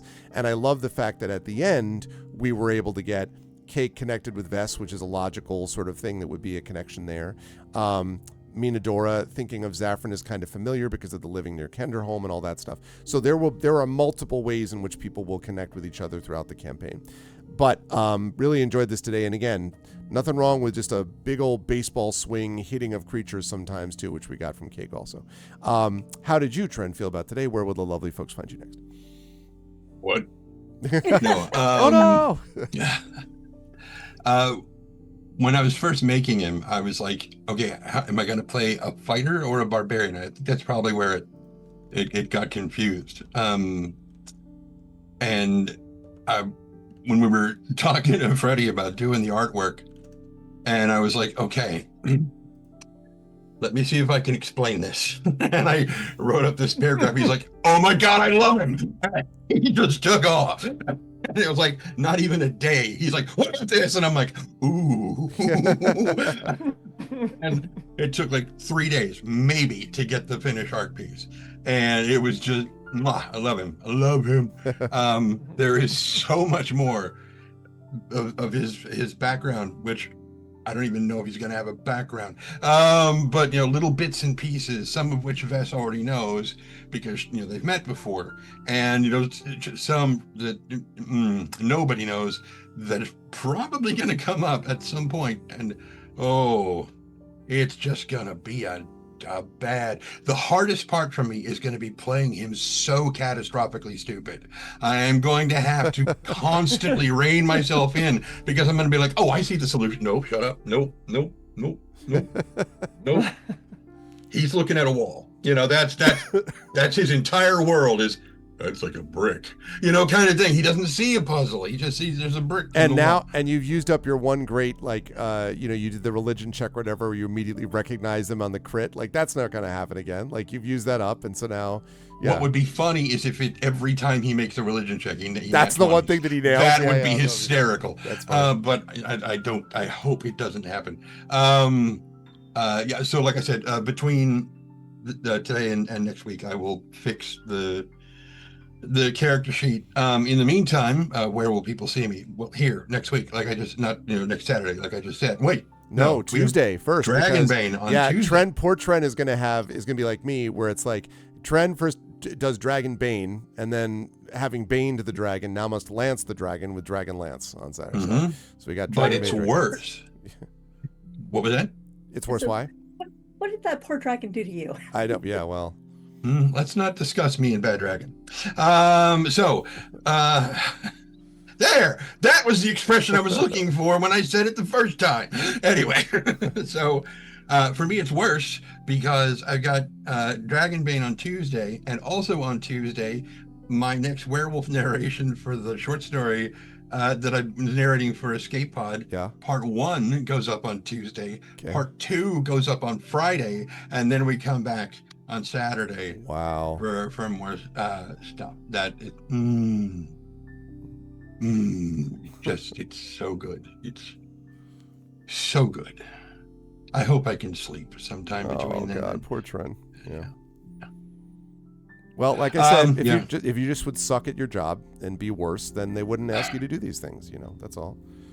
So. I mean, I could make that. No. Yeah, please don't. But thank you, Trent.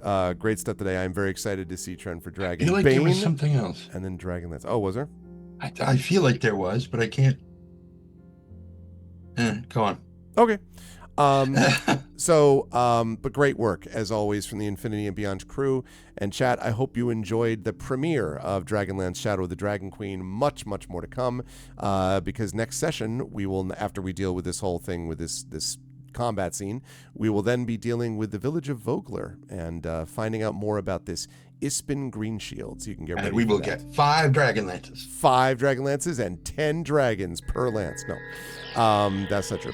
Tendercia, thank you for the raid, although I'm wrapping up for the day. But thank you, Tendercia. It's a raid of 1. It's a raid of 1. That's daily. 1 is small but mighty. I still appreciate it. Thank you, Tendercia, for the raid. Chat, can we get some love? And again, players, remember to check back in for your outros too. But can we get some love for the amazing and wonderful Infinity and Beyond crew?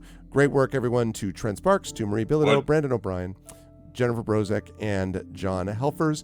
And I will see all of these folks back here in this session next Saturday. Thank you, crew. Bye. Thanks, everybody. All righty. And thank you, Tendercia.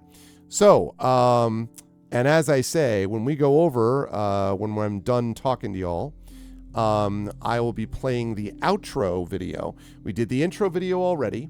And I will be doing the outro video, and I did want to make sure that you saw that because it is different, and it's a first for us. We have never actually had a one-time, we've never had a intro and an outro video for the same campaign. So Dragonlance is well underway. I think we had a very good launch today, and so I am excited to see where things go next. But right now, what I'm excited to do is to talk about, because we're going to do a raid today after this video is done. If you liked what you saw and heard today, please make sure to follow the channel. Please check out my YouTube as well. Thanks for all those who are watching over on YouTube.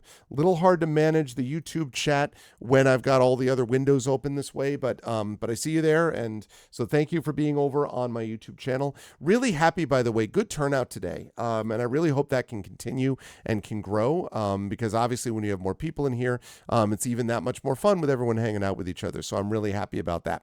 So if you like what you saw and heard, follow the channel, YouTube with !RFTube. I'm glad. Yeah, thank you, Guy Shield.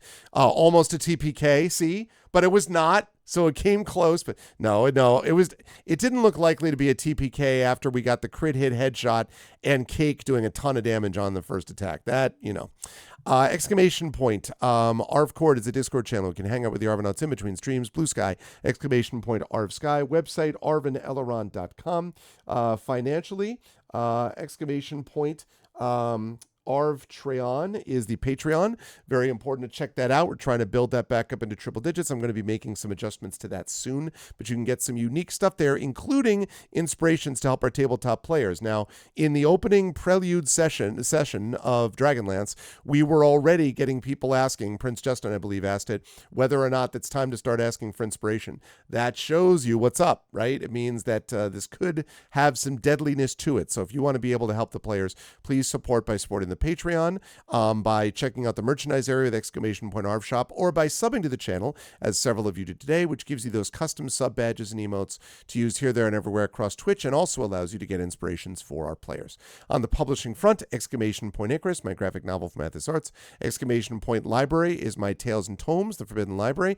That's my 5e adventure and sourcebook. And Greyshade is my Greyshade IP, Greyshade Renegade Heretic, the Grey Assassin Trilogy, critically acclaimed, award-winning, that you can get there. You can also get the audiobooks of Greyshade from that same Trent Sparks, who played Cake tonight. And you can also, if you've not already done so, you can consider pre-ordering the tabletop role-playing game of Greyshade, coming to you from Brandon O'Brien, lead designer. That's going to be awesome too as well. And as always, !BLM, Black Lives Matter, important to affirm and assert the significance and importance of Black lives. !Help Now, the World Health Organization page on suicide prevention. Important to reach out to others when you need help and reach out to others when they need help as well. And Ukraine, Ukraine, to help the people of Ukraine as they fight back against an illegal and illegitimate war with bravery and courage. And send the message will do so for others in that situation in the future. Continued love to the people of Minnesota, specifically Minneapolis, the people of Biddisford, Maine, the people of Newark, New Jersey, the people of Memphis, Tennessee, all those battling against federal occupation. You are setting a standard for the rest of us, inspiring us. We see it. We love you. Keep it up. We are winning this fight, but we've got to keep doing it together. And so thank you for leading the way in that fight. Now, just before I introduce everybody, or say goodnight to everybody in terms of the names, we are going to get a chance to do a raid today. I am very excited to say, and there's two ways to do that. If you are not a sub, you're going to do this. You can just copy and paste the Arvanauts Have Landed, followed by Twitch raid, lowercase Twitch, uppercase R, lowercase AID. If you are a sub, you can do this, Arvany hype, and then the Arvanauts Have Landed, and then you can do all the Arvany sub, emotes you want. Arvany love, Arvany blown, Arvany crit hit, Arvany miss, Arvany whoa, Arvany smug, all the Arvanys. So make sure that you do that. That's true. That could have happened, Tom. Could have happened, I suppose. That's true. But all of those things, as we go over to do the raid, to which you will be automatically transferred as soon as this outro video is done. Thank you, Shadowed. So there's the deal with that. So please stick around for the outro video. And then that will be done. Also, special thanks tonight to Drew the Damager for his amazing work on both of these videos, the intro and the outro, as you'll see again. Drew, great work. I'll give you some more of the character art as it comes in, as we talked about. And Shadowed, thank you for those amazing overlays and for the typo fix on the one overlay so that it's all set to go. I really appreciate that. So great work to Shadowed Mage and to Drew, and especially great work today to my wonderful players, to Tren, to Marie, to John, to Brandon, and to Jen Marie, to John, Brandon. Why have I suddenly blanked out? Tren, Marie, John, Brandon, Jen. It's because Brandon and John and Jen, Tren, Marie, John, Brandon, Jen. I knew that. It's because I got the whole other thing in my head and right. So anyway, the wonderful 5 players of Infinity and Beyond, make sure to give them lots of love and support and all this stuff that they do as well. I want to thank the amazing mods tonight. Prince Justin, Shadow Mage, Triffity Mats, Drew the Damage of the Rising Tides, best mods in the business. Thank you, mods. Thank you to my wonderful Patreon supporters and subscribers. Thank you to Prince Justin. Thank you to Shadow Mage, Triffid. Thank you to Nonstop. Thank you to Gone Eden, to JD Metters. Thank you to Tom. Thank you to Trendane, of course. And thank you to my wonderful viewers. Thank you to Dark Sinner, to Flaos. Thank you to Gaia Shield. Thank you to Jagtress. Thank you to Light and Passion, to Marie Billito, of course. Thank you to One Shot Ann. Thank you to Radio Johnny Panda, to RS Orden.